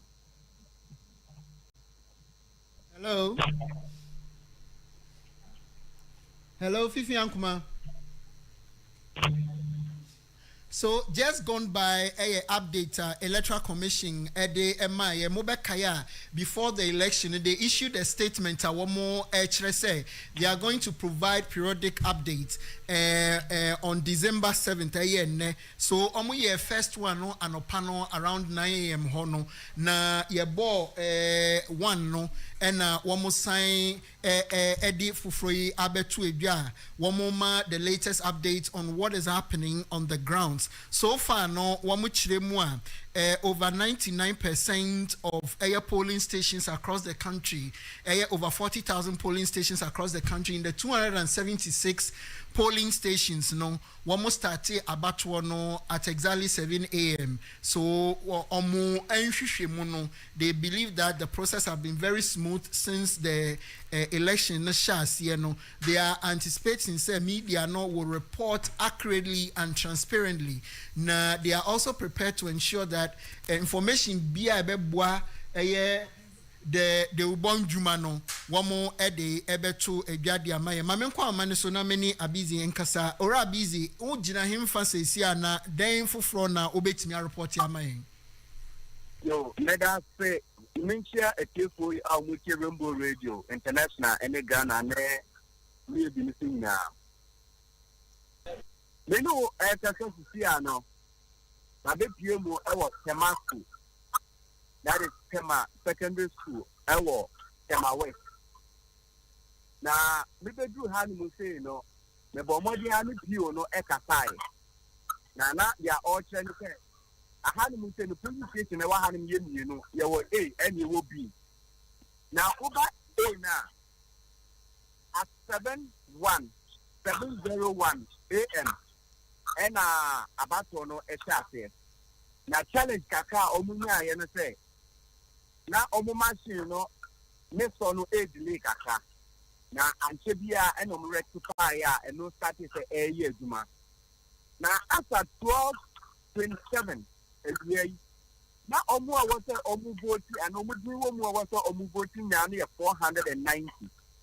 But after 12:27 na omu voting now 101. And my met also for B no police station B no. And one more so yes na omu je omu enya apensie bia. Say if you must be near Juma na be that body. You almost after 7 no pepe. Na we are so airport at the mountain. No, almost 490 and so for what say and I say about you and for what some of the twaba.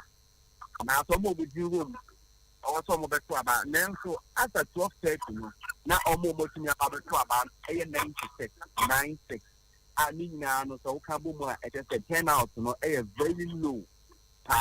Nemum se bata ye anaka maintenance ho afi bia de enyansi pa nia ewo mu kaka mi se obi wo ho no na se oba ye check ni code na ne ye hu se e bia enye ha na ya trend ba bia okwa so no ni din ebe wo ho na distance no ebi wo ho no na emu wa kaka ntia ya na nipa no ase o ya yi disappointed kaka se ekwan wa na so omone ni kasa e man tia se ye aduma na e se nipa no atu atene na okoba bia ni din wo no na e se wakwa kobuti.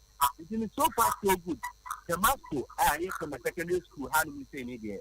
Dear Ayaboko, our Hanusia, Bolivia, into a Hanusia, a bamboo force to our ha. What they are bamboo force and saying, I will be more, almost more calm, and your police is going to be more calm, almost more patrol. In Tomuko police station to police station, and only a police with police uniform, and Kata, I only say other security agency via a couple. It is say over honey say the answer sana etie na so also the piemu e wotema westa penyame ya adom na 5 and no bo na so omo keka bia bomu wia Tamasco e yetema secondary school no honey say na be selection center na omo wotema west na no everybody piemu honey say ansana final we say counting any the woman na no e ba betu da nti no so over honey say na kaka e wo honey say no. Okay, yeah, that's a papa any reporter with their mind. Bibi Fufroba na with their mind. Let's go back to the Electoral Commission. Fifi Ankuma is there to give us an update. Earlier on, we went there to speak with him, but the press conference was almost over. Inti ombone tough and on famaye. Fifi Ankuma update second one Electoral Commission here, you know. Diana one more patch raying.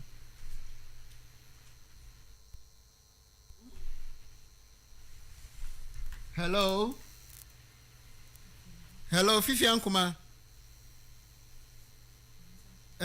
His line is not going through. We'll try and work it out. Na yasai ene no akasa. Esan say, I was say update Electoral Commission. I tosu me no omodema ye no ye behu actually.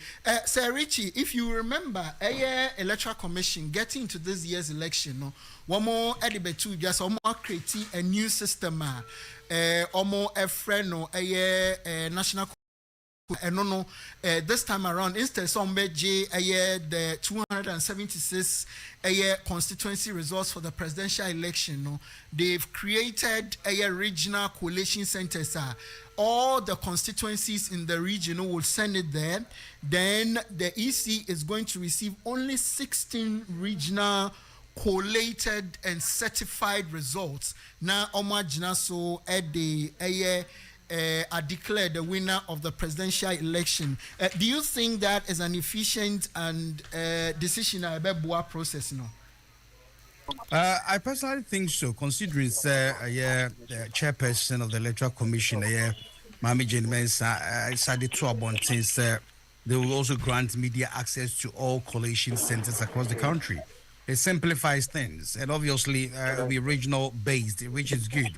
unlike say a national base collating from every single area, and then during the course of transmitting things to the national base, we are just human. We can always alter one or two figures to suit maybe the incumbent or the opposition, depending on where the EC's love appears to be.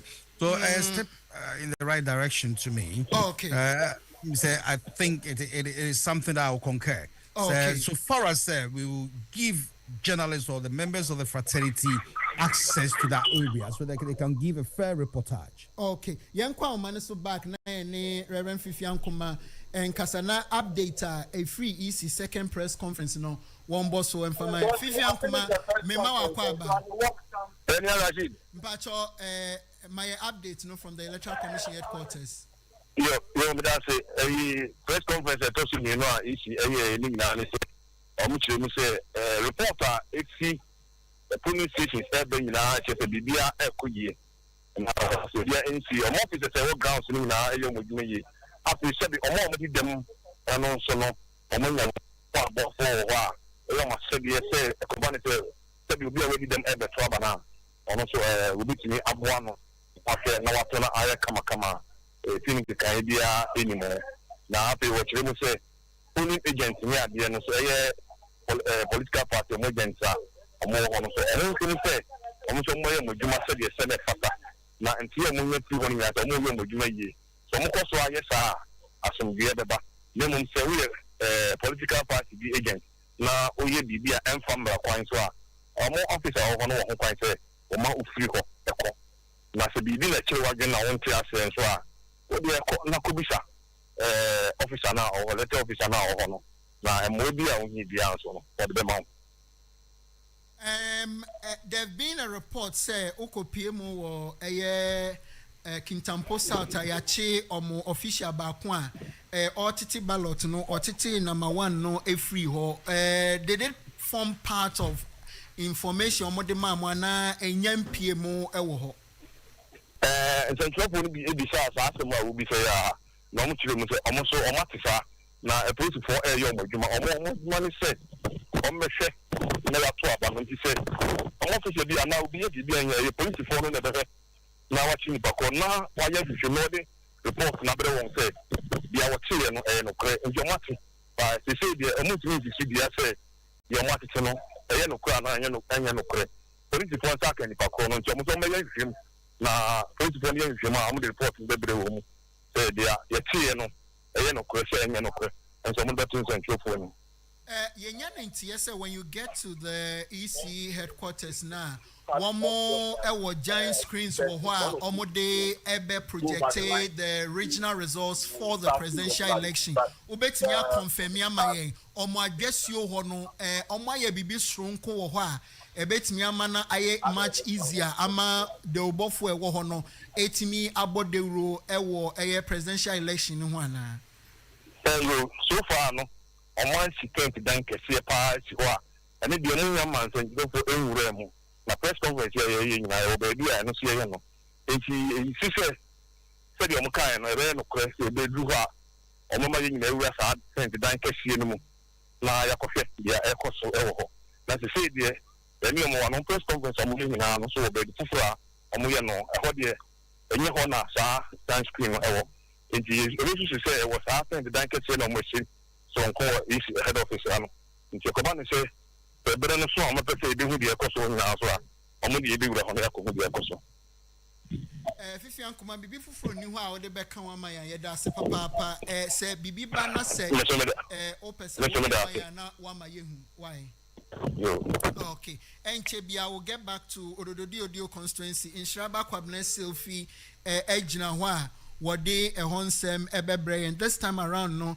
candidates no mienu no for the two major parties no nyina new faces ora incumbent no Nilante Vanderpoint. He decided not to contest again after the several attempts na unya ya or contesting you know in Shraba Kwabena Selfie utie ya Ododo constituency ne fa poti en na wo sesia Kwati oboda beda se na mama obi bia kwa ba se ubisa da dia bigina e wo do wa bigina Jamestown police station ka won na bigina se ya twa ho mfoni ma yen okoye no ede na wakohu ede na ekoso wo ho Kwasmeda se na ya mo bibia kwa babiu na ye dia ba Rainbow 87.5 London 92.4 unu se ne na 2024 election no se ne ya sha sia no pa no ya buruwa no ye na ne ye to aba no na biye ya na mede mani achiemu ewo the largest constituency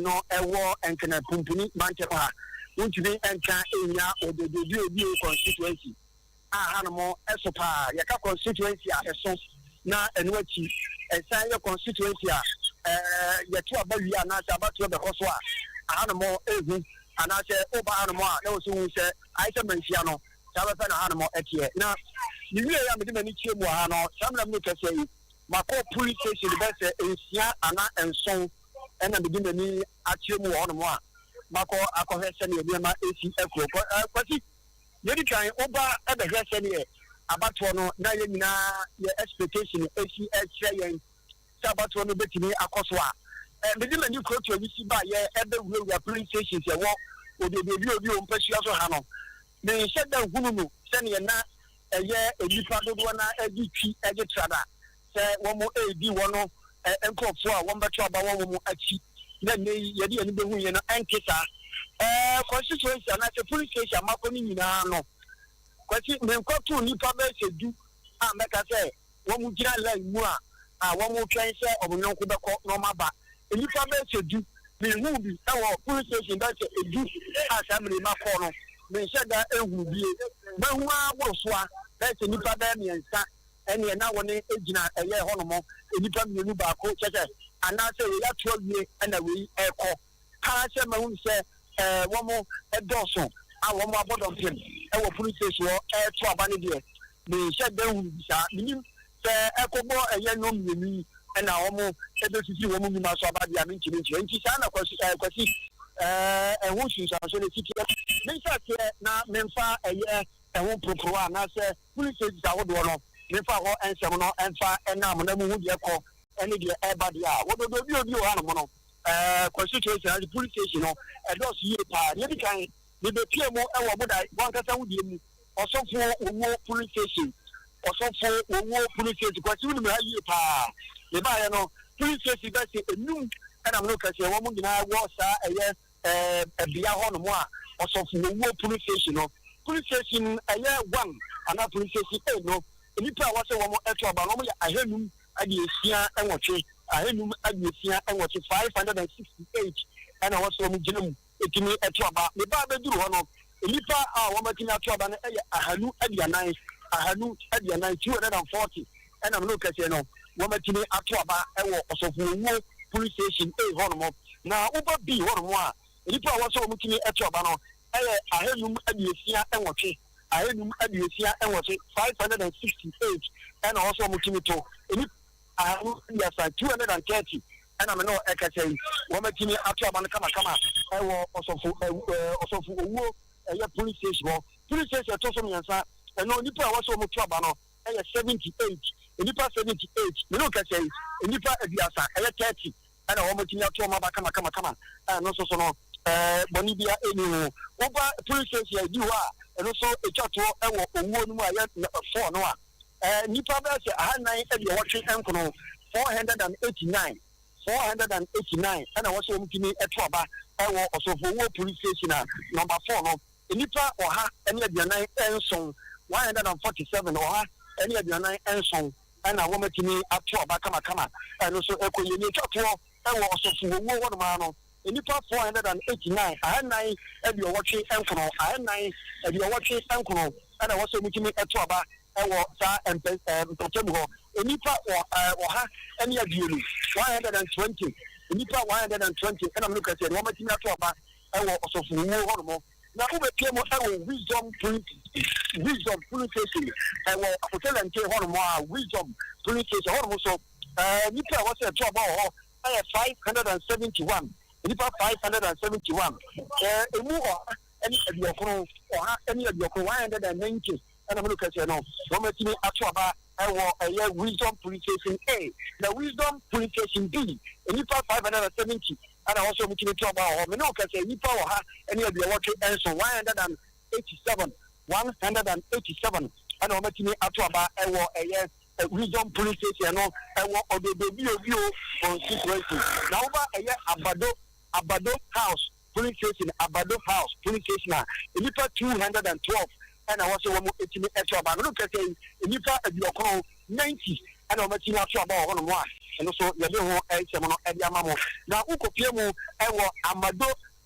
Amado Chatram NRHA Amado Chatram NRHA and also police station of also talk about 400 I had 9 400 and I also making it about Amado Honomo na 180 and I'm looking at so much in Atraba I come and no A B no 400 and I also almost looking to about B no 400 and I also meeting me at Traba 240 I had no every 9 and I'm looking at no one making out Trabana a year as you do who be Pemo a squad day care center A squad day care center A 436 I had 9 every 436 and I also want to meet at Traba you put my Traba so far any education or any education 160 and I also want me at Traba a year quad day care center A and I'm a amount of quad day center 2 and also a year B no say any year in the power any of your song and 174 in the power any of your song and 174 and I also want to meet Traba me look at say in the power any of your senior and one of the one more to me na bia kenkan ama bibia ye kama e wo hono a eno so ye be ho ensem e dia bremo so mo wura mu e wo palladium ye wura mu e wo palladium kwasi a ye wunu ha ye tantimika na wahunu ba bia me keka kro palladium enipa anu any abusia emienu 268 and also mutimi to aba e wo palladium me no ka say enipa abusia emienu 65 and I want to be at Traba kama and also don't want some Eddie Abramo Obon Kwasi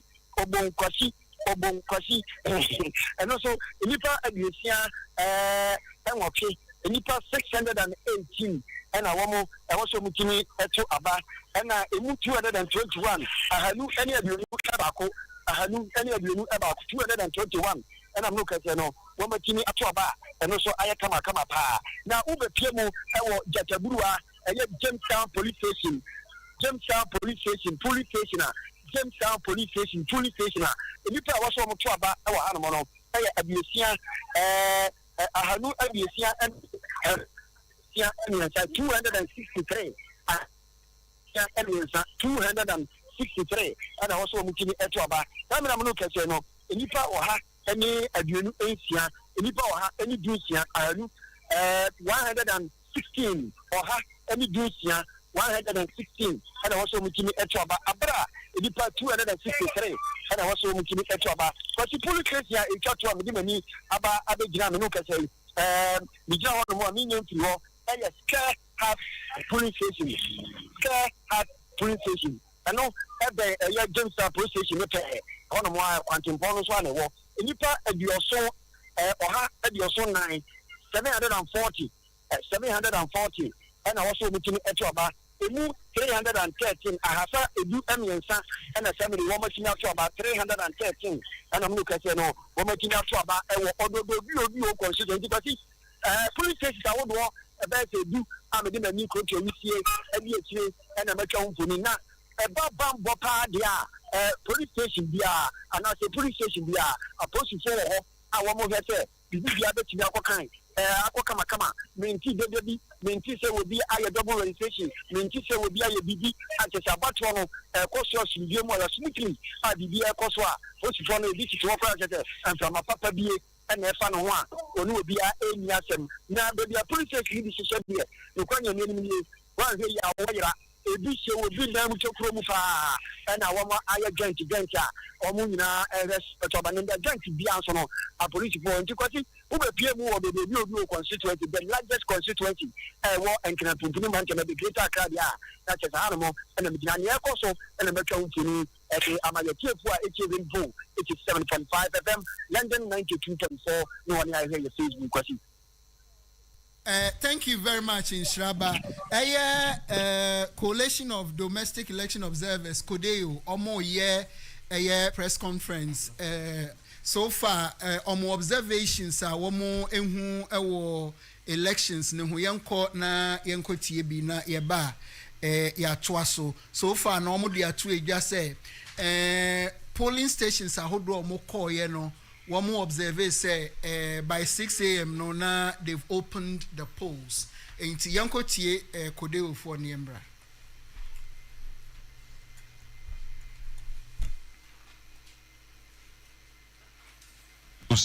And some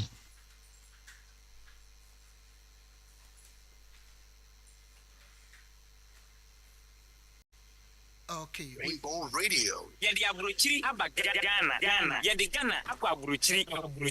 We are trying to connect with Kodeo for press conference now. Rainbow Radio.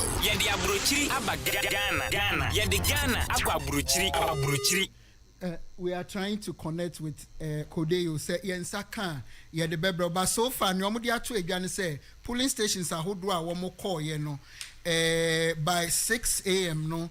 The late opening of some polling stations due to the late delivery of certain sensitive materials. Kodeo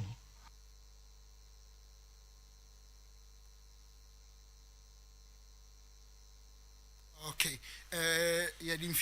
We'll try and get them, but so far, no, what they've already put out, and they said there were some of the constituencies, materials are the call honey delay, but generally, no, some of the polling stations, by 6 a.m. no na easy 4 officials no one more set up until by 7 a.m. no na one more ashasia, one more juma the various polling stations no na abatuo no ashasia. So as and when we get it we'll get back to Kodeo. Acknowledges the EC's swift resolution which have enabled voting to take place in a normal fashion.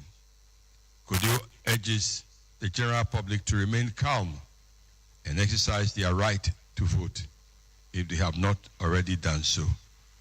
God bless our homeland, Ghana, and make this a great and memorable day. Thank you. Okay, so just gone by a Kodeo form penny for more press conference. One more let's see if we can get some playbacks. That's 52% of polling stations, OT 49%, Northeast 47%, Greater Accra 44%, and Eastern 42%. Most polling stations, that's about 90%, had the minimum number of election officials. That's 5. Another 10% had 1 to 4 officials at the time of setup. In 93% of polling stations where Kodeo observers were located, electoral officials respected their status as electoral commissions accredited election observers and permitted them to observe the polls upon arrival. The remaining 7% of observers were later permitted to observe the elections. Set up for polls. According to Kodeo's observers, the majority of polling stations had a representation of women among the EC officials. 14% had 5 women officials, 63% had 2 or 3 women, and 17% had just 1 woman. However, at 6% of polling stations, Kodeo observers reported no women among the EC officials. According to Kodeo observers, presiding officers in 86% of polling stations are men. The remaining 14% of polling stations had women as presiding officers. Kodeo observers reported that 98% of polling stations were set up to allow voters to mark their ballots in secret. However, the setup did not ensure vote secrecy in 2% of polling stations. They also reported that 6% of all polling stations were not accessible to persons with disabilities and older people. Ladies and gentlemen, at the time of setup, Kodio observers reported seeing polling agents of the two main political parties in almost all polling stations, that is the NPP 99%, NDC 99%. 1/3 of polling stations also had agents of independent candidates, that's 32%, and other parties 32%. Kodio observers reports showed that all polling stations had a ballot box, ballot papers, indelible ink, validating stamp, endorsing ink, and ink pad, while 99% had a voting screen and 82% had tactile ballot papers. However, in certain locations, materials arrived late, delaying the opening of the polling stations. According to Kodio observers, 74% of polling stations had the expected number of biometric devices, that is 2, and 26% had only 1 device. Our observers note that voter registers were made available at all polling stations. In almost all the polling stations, that's 99%, Kodio observers reported that ballot booklets had serial numbers in numeric order. Before voting started, Kodio observers could confirm that all the presidential and parliamentary ballot boxes were empty, sealed, and in plain view. Kodio observers again report seeing roaming and station security personnel at 98% of polling stations. Only 2% of polling stations were reported to have no security personnel. Kodio observers report again shows that security personnel were unarmed at 78% of the polling stations. However, 20% of the polling stations had armed security personnel. Reported incidents. Kodio observers have reported a number of incidents at some polling stations. Some of the confirmed incidents so far include intimidation or harassment, that's 14 incidents, violence, 13 incidents, violation of voting procedures, 18 incidents, vote buying, bribery, 3 incidents, and various other incidents, that's 26 reported and confirmed. Some of the incidents reported so far include the following. At the CMB polling station in Pumpunasi, in Tano South, in the Afo region, the validating stamp for the parliamentary ballot paper was reported to be faulty, making it impossible to read when ballots were stamped. This halted the voting process for about 1 hour 40 minutes before voting resumed. At the DA Primary School, Tuani Kope, in South Tong constituency in the Volta region, parliamentary ballot papers were not available during the setup. EC officials brought the ballots subsequently at 10:45 a.m., after which the polling station opened at 10:50 a.m. At Nkuzezi Primary School at Nabdam in the Upper East, party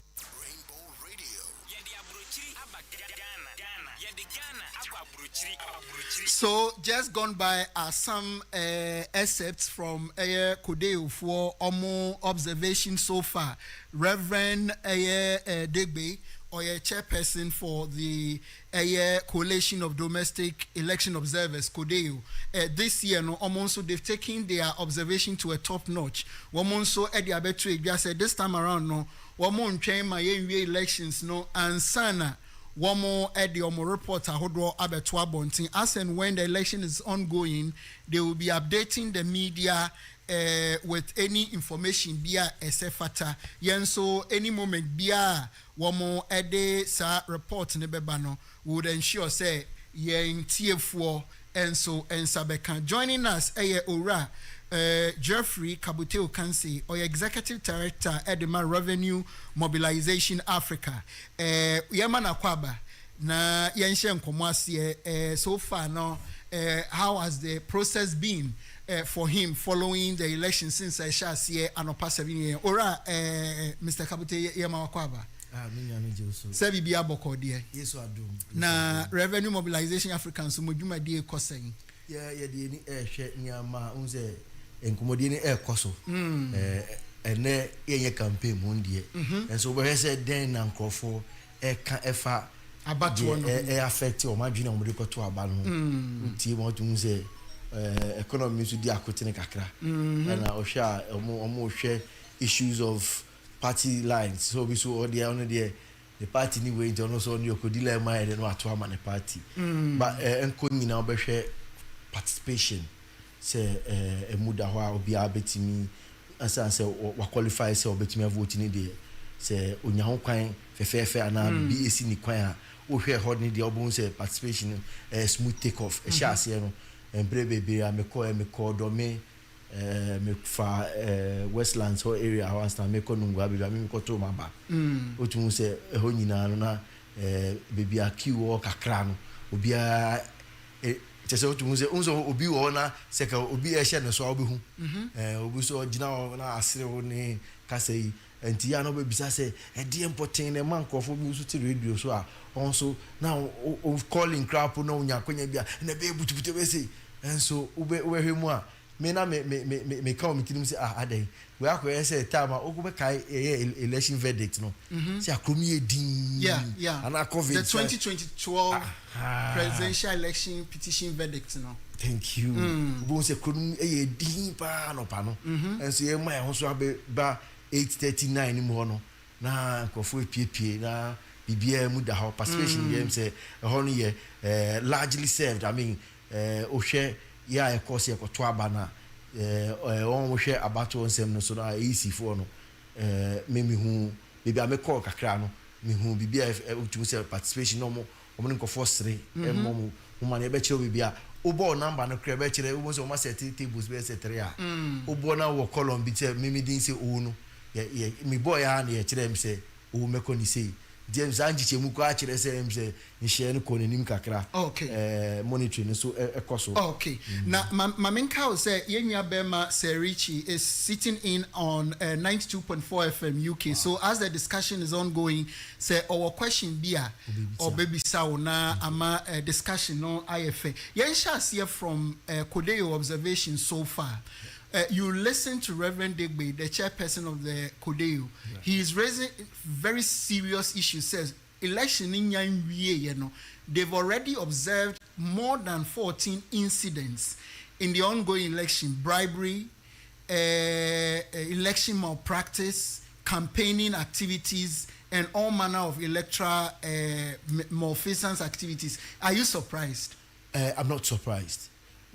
Say maminchia me papa paying Reverend Fred Degbe me ni ejuma kakra on the MDGs ebra na wo Christian Council of Ghana as a chairperson no nti mamimfa nti akese ma no omo yenkrofo bi omo di mu akontene ba electoral observation na if I'm not mistaken no ya tini din 1996 ebetwem ba ha sei nti em say ebo be ma no mo ni ama na we hu no ya me say obo potokase be say we say outliers say o we say enfa se nkofo du ene ye hwe o masem yaka na nipa ba kwa na mienu bi ehun ko twi kakra ya na asefem ebe hawo obehwem enso na obe se nkofo du na nipa ba kwa na ye ya ne ahwe ne aka na em se afiwe ne o maye aye me de pa ne se o mu ntwen na ye mpone ansa na o mu de o ma no atum yɛm sɛ no nso yɛbɛbɔ ɔmo aba so paa sɛ ɔmo ayɛ ne saa yɛm sɛ ɔka yɛ yi sɛ ama yɛ so yɛ de yɛ ano bɛtum na yɛafrɛfrɛ kyerɛ sɛ ɔmo bɛhwɛ bambɔ no so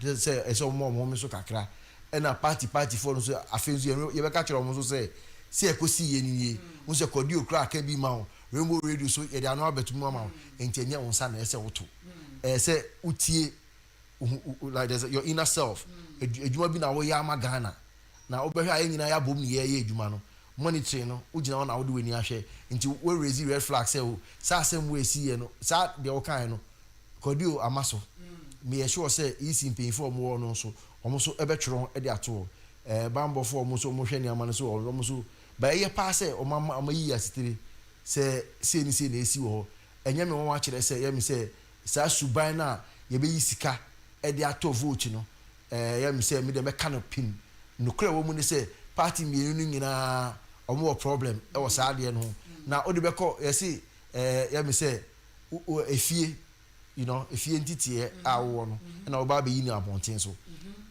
party mmienu akɛse mmienu no INDC ne NPP no ɔmo yɛ ɔmo elections no sɛ mi ne wɔn sɛ nyinaa yɛ te yɛ yɛhu radio so yɛhu TV so yɛte radio so yɛnya pictures a kɔfɔ ɛyɛ sikasɛm ɛna na ɔmo de aba national stage no abɛtɔ ɔmo mu mmienu no nso nti yɛ mi sɛ ɛnyɛ wanwa ɛnkyɛ sɛ mi nfoa so ɛnso ɛnyɛ sɛ ɛnyɛ mi wanwa akɔyɛ sɛ nkɔfɔ bɔ bɔɔl na obi atwa obi ato fam ɛnyɛ mi wanwa so red card ɔbɛgye a ɔbɛgye yellow card na ɔbɛgye so a ɛsɛ ɔgye asosua wɔn ho biara no ɔbɛgye ba ɛnyɛ mi wanwa sɛ obi bɛfɛ akyire ayɛ saa nneɛma wei na no bɛbrɛ ase no ɛkyerɛ sɛ mu adwuma yi sɛ wobɛka mo frɛ me yɛmi sɛ de bosom baako bi ansa na yɛbɛyɛ abato yi meka biribi sɛ nyame ma mo ahoɔden na ɔnhyɛ mo den na ɔhwɛ mo so ma yɛn media sɛ mo firi mu a yɛwie ɛsɛ sɛ wokɔbisa politician ɔno bɛka no foforɔ koraa na wokɔbisa observer so a ɔno so baabi ɔno nakoma agyina no yɛ ɔmo observe ma ɔmo party foɔ ɔmo koraa pɔ ɔmo fi ekyire ba no koraa pɔ ahwɛ a ɔno nso ɔwɔ protocol because of philosophy say ni tiri mu no no pɛ socialist ana opɛ we say for nti on we pɛ no onim baby odi na adwen ba kofa enso media foi so ka ne sen kra ne camera na kyerɛ mi bibi na koma kodi ni sen kra o ka ne kra ye be hu bibi media fo atie gu mu de ebeti aba kodi fo aya de so maka kyerɛ ba me enye me won say sikasɛmi ya o ka ye ene menti me won ase ni ama na ekoso no obehwe ankofo mienu omuta abato enim no the head runners no yemi say akoye say nkofo ayenim mo pa abato bitimi ba obo say obi gina amanyoko bi anamu enso odom we mu so odom enso no nipa na odi amanyoko nenim no na chese no angasa the exposure say nkofo nim ne pa no eno so sa enso sa nkofo mienu omudi contest yi mu yi say yenim mo pa obo Dr. Baomi akrakiti akra de enim no obo John Mahama akrakiti kra de enim nti ama ba no so kire sa unim say ahode na de be say meti ase me be say ko ni say eno eye ntokwan na ya na ebe ma na asefem kakra. But is it not troubling say you had the opportunity to campaign for the election, why your campaign, why run your activity, months, years, now on the day of election against the electoral laws, because Reverend Degbe say the observers witnessed cases where both sides, they were telling people in line to vote, say, oh, vote for this candidate, vote for this. Is it not a challenge? Because Ebanisa now I say other candidates now one more change now maybe your moon agent wo hono as a musisi omo eno de nucleto do na waka mo say be share won so ne amamra ye adwuma no ene be ma ye na ho beto ye say unim say si awaken say ka obi a che uzesi a na obi aka say o de ye nua be mai kan ye be di so a ke ho beto ye adentra o ya we su be ka so okoye bi anha anya si a o de say anha antimansa timufie woni ne wosa enso mrano ma wo kwan se on gati antimansa se kai na fashe ho no mrano ma wo kwan sa woni ne edi agro oyo unyi akra po na oni fifie ba kum oyo cousin oyo bra kunu yenim sa enso obaga na mremu a ye ma ho kwan se woni ne be kasa abro koto aba no a chere bibi ode ede on fa nkwohye nti ka be ya ka woni ne wo agro onua krapo a ho no ye se mani ni ndi nkita ho bia men kan ne bibia ode mudu fie a na monkoka de wo metie mu radio isi akra me be na mo bro no bi so a na yem se obi na okoboa ne maame na enso mo kodu oni nyanum bi so betu hye mu se omo so mo be kire bi o fa nhye enje wo se ebusia ba ko na mu uji ebusia ba ko na mu no obi osori mu ko ye e be so de ko hye bebi sei ena sa enje wo se fie bi wo ho a maame pesei papa so pesei enti ebe ya enti na ye ma obi a ni dini ye wo ye no ye se we di kwame enta afọ krapo bu pie da kro na krapo no ye ma ye se pay we ye kakra nti je se omo krapo no omo adwene enye baako nti ke be ya ye ma obi a nkyere na adwen na unim ye me se eniama bi ye se ye ene si a ne omo ye ne fefefe omo titititi mu no na ka oni a omo ba so mbe observers no ke be ya onti akonya bi so se ya na mo hwe ene mi ko ho efe se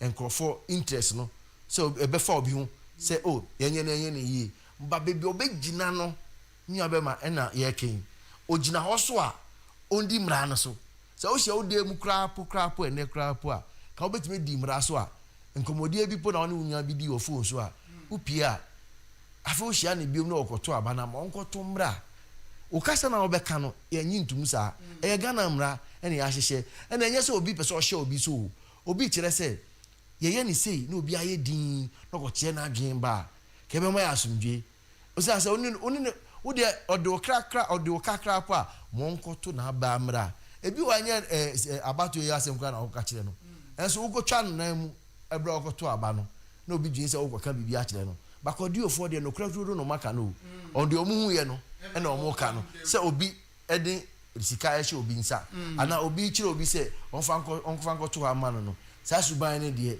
Ghana for nyene ne ya hyase ye bre na se kan yetimi yiye no fi mu a kebe ma de ye nyina na ayefe u ka se efi bebi ne ye ba o abato yi na ka daka na odi betum no ne ehum opek enso ye du bebi no amanyo koi on kita ho sa no so de bi ye na transparent obi ehun ne ye hyem se odi tum a ye nyina ehun de edem a ebe boa ye enti ye se ye koye nim no samra we nyina ye hye boaye ye hwe ye ndi mu akotene pa che oh Ghana de o ye to aba obi ba obegina ho adin mi hu sa din bebre enso yakopie mo bebi no obon se ye edu na be se nsia ana enson akoso ye na miensa pe ebe se ye dinia ye se no emboa obi te se ebi akose wasa ono so bega so no so okwo kropon akoye bi na che se emwa ye nti ye se me se sia de me de pa ne se un se sha se ni ye ka se o soja fo no go fo suru se soja ben ne no me hu se police fo fire service immigrations ene wo no matutu egum no mo ye eduma no ena bia na se abo se kodi ofo e kan crap se 78% of the place had security people say almost share eduma no so maye and 2% be na them say but they raised the issue of intimidation and even my colleague Ora Serichi Kra, we had an interview with Ora Alex Nti, and he was Mr. Richie was raising fundamental questions. Say the presence of the military could serve some form of intimidation and voters nimba bontin betwaba, but Mr. Nti was arguing that their presence would ensure some sanity and some level of security for the process, and you could feel that Reverend Degbe has said, say, from their analysis, no, they realized that there been some form of intimidation in some of the constituencies. Perfectly said. And so we acquire a film kakra, acquire double-edged sword. On another count, no, on bear some bear tutu asema on bear gangalia fui. On the common soldier for an musaide. Abram or Muni na MY and Asi. And so see how working. Now, here so I come on so come over to Nabano. If you be near bow, me the mecha de biasi if you baby, any year back. Over Kaipa, I may say, election be more arbitrary. Pim, ebi ebem, ɛso bia bedu ene no ya papa nti sɛ obi ka sɛ yɛn ma sojafoɔ no nko mo chi a ɛwɔ bibi ɛfɛ no reinforcement sɛ ɛgye apolisifoɔ no any other security services ɛfɛ no sɛ fire service custom for immigration ɛgye ɔmo nsɛm a na yɛ de last pusher no abem ɛnso sɛ ntɛmtɛm na ɔde sojafoɔ no ɛbɛdi anim a si awoka no me na me anti bia onya ne baby ko ono yem so hu kudita be se 3-4 bi nti ono de soldier se se wo ye busuani kra wo share uniform ko me it's recorded some fear na enye se je se wa bi o sheda na o ye de bi hunu bi na ahye ne mu obi so a ono de efe nu soldier de on pe kra na nye se sojafoɔ enipa bɔne ana bi ba nsɛm kakra bi esi ye no la sɛ obɛka bi kra ahyama de ekoko so yi na sɛ obi ha obi osuro ade dada na ohu ɛno sɛ wɔ ne fie ne ye bowura hɔ na abɛbɔ bɔnkɔfo na ɛnɛ ye bɛto aba na wo se ogina hɔ na sojafoɔ na egina hɔ ya abe ba ko pɛ na ɔkɔto ɔno ana ɔse ɔsɔre a ɔkɔto na sɛ ɛbɛba ne saa de ne ɔnyɛ de ɔnkɔtra ɛna de ɛba last election 2020 ngofo ya yem say mentimi wase mentum wase a pe sojafoɔ to ekoka omo yi enti ewo bi adwen so deda enti ohun de efe ne soja de a ahwe wonko enti emi de pass wa maso empa intimidation de enye wo election ho so bi entimi anko a ende na che say okay etiefo amotie yani ora Jeffrey Kabute Okanse na etwetwe nkomoye executive director Revenue Mobilization Africa sir Rich ubetimi abemu yani ora Jeffrey Kabute Okanse na kase he's raised very key issues bia waboboso earlier no yenso yaboboso wa no de na ginchirabra if you have any questions a opesa ubisa na ubetimi eda boy remu na weyi ano ede amayen. You may say thank you. Jeffrey Kabute, thank you very much. And I see a Chagana for Zuina. Well done. We'll all be hoping for a peaceful elections today. And then obviously results announced by at least Monday, your next president of Ghana. But in the area of vote buying and senior Kayano, it's been happening since time immemorial. And it's so shameful. Because that is a no-no in this country. United Kingdom of Great Britain is a no-no. And I know, sir, you've actually concurred in the presence of military personnel.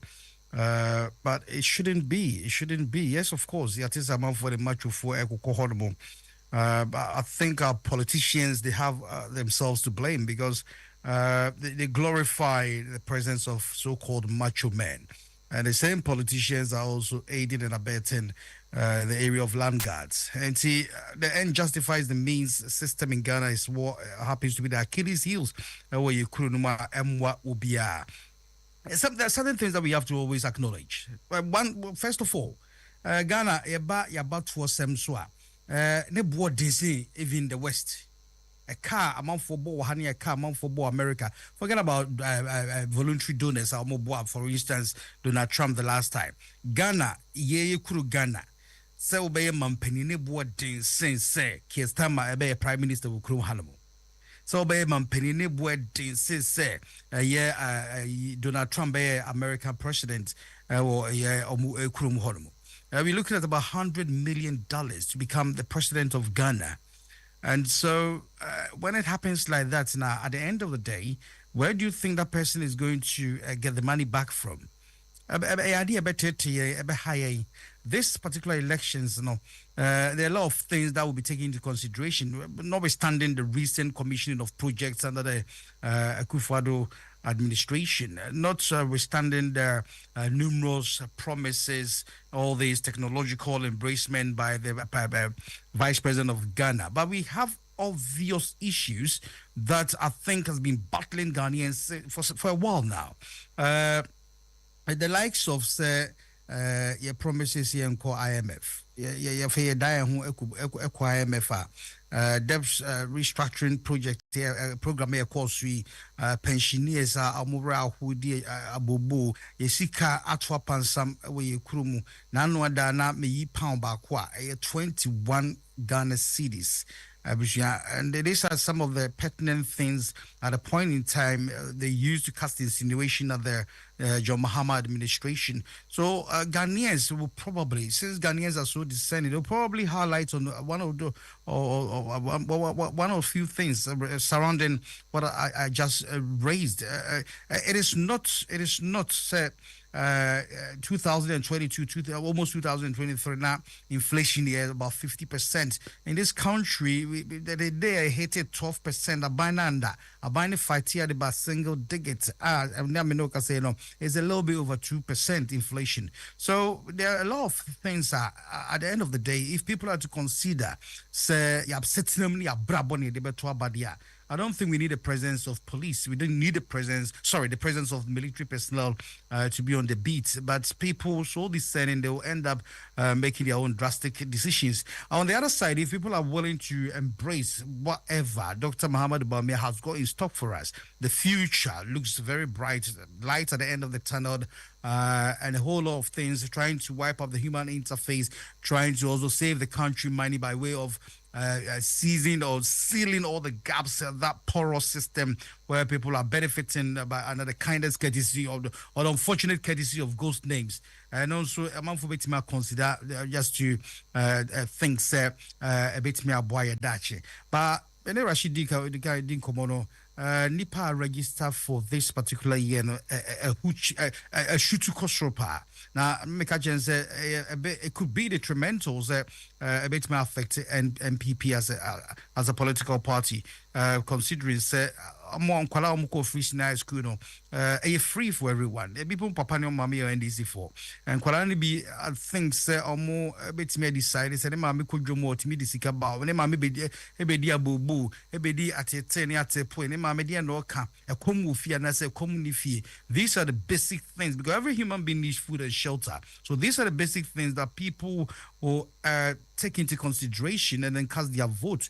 And all things being equal, the Omakuma ebitimi aboa. Don't let us forget, John Dramani Mahama will be having in his basket over 6 million votes, considering the number of votes he secured in the 2020 elections. Yes, Nana Dankwa Akufo also had 6.7 million votes. Whether that will be transferred to Dr. Muhammad Bawumia. Yam forget about one out and another one Siedo and one Mswa Ebiana Bibi Ntiomuntimi and Twaba. Very strong going into these elections. But from the commencement of this year, I said this that the odds went against Dr. Muhammad Bawumia. So Ukacha and this in the MPP Libya over where 100 million, that is kind of 10,000 Ghana citizens, and but told I so say Obelusha. Maybe I don't call your confidence in November. But the latter part of his campaign, you could realize he was coming out with measures and policies, initiatives, ideas. He was thinking outside the box, and he also showcased the essence of embracing technology by way of personalizing messages to people like you, Rashid. Minim so nyasa messages be your body and sana wachia. Because I almost any bebrina de buy. It's the strength of the MPP. So we are looking at one or two things. Sikato votes a year to earn Gracia absolutely bad. A year bang out of order. And I'm hoping that one day Ghanaians will vote based on merit. Dear now we assume as in your bentin a bit me ayama or mine. No, na yankwa actually said the BIA but to vote in the 7 previous. Yeah, it's get the enmity the obia 7 previous. Won't mean really outside the box about be DSO. I mentioned this Julius Caesar and the Kaibu baby said army of sheep. And I say army of sheep. A nine jataba could do no. A yes saying a jata or ha. I will grind back when I said be within him. And Tigana for my in the whole day and share the future. One day the best is. Thank you. Thank you very much, Sir Richie. He's also raising very critical issues of campaigning, how they structured their campaign, how they targeted Ghanaian voters. Do you share in the same concerns are raising in the sense that one, no what say when the election started and now the process for the campaigning is starting, you know, the odds were against Dr. Mahmoud Bawumia, but getting to the latter part, you know, you could feel that from his perspective, you know, he felt that Bawumia was then gaining that kind of way with the momentum. vote. Yes. Do you think it's a perspective that you agree with, or you have a different opinion? Well, when you look at Oshe baby or Nufiba or far the economy, no, not the economy was actually the heck of the discussion. And na heck will be a pian will be ana yedi nkomo na still kan no. Yes, akwara no coffee SHS and so na wofu no economy ni se na treaty and sha or your jadinia den ekoso odwem ho o the tax na adore na eno so betwi ana oba memnu krapo the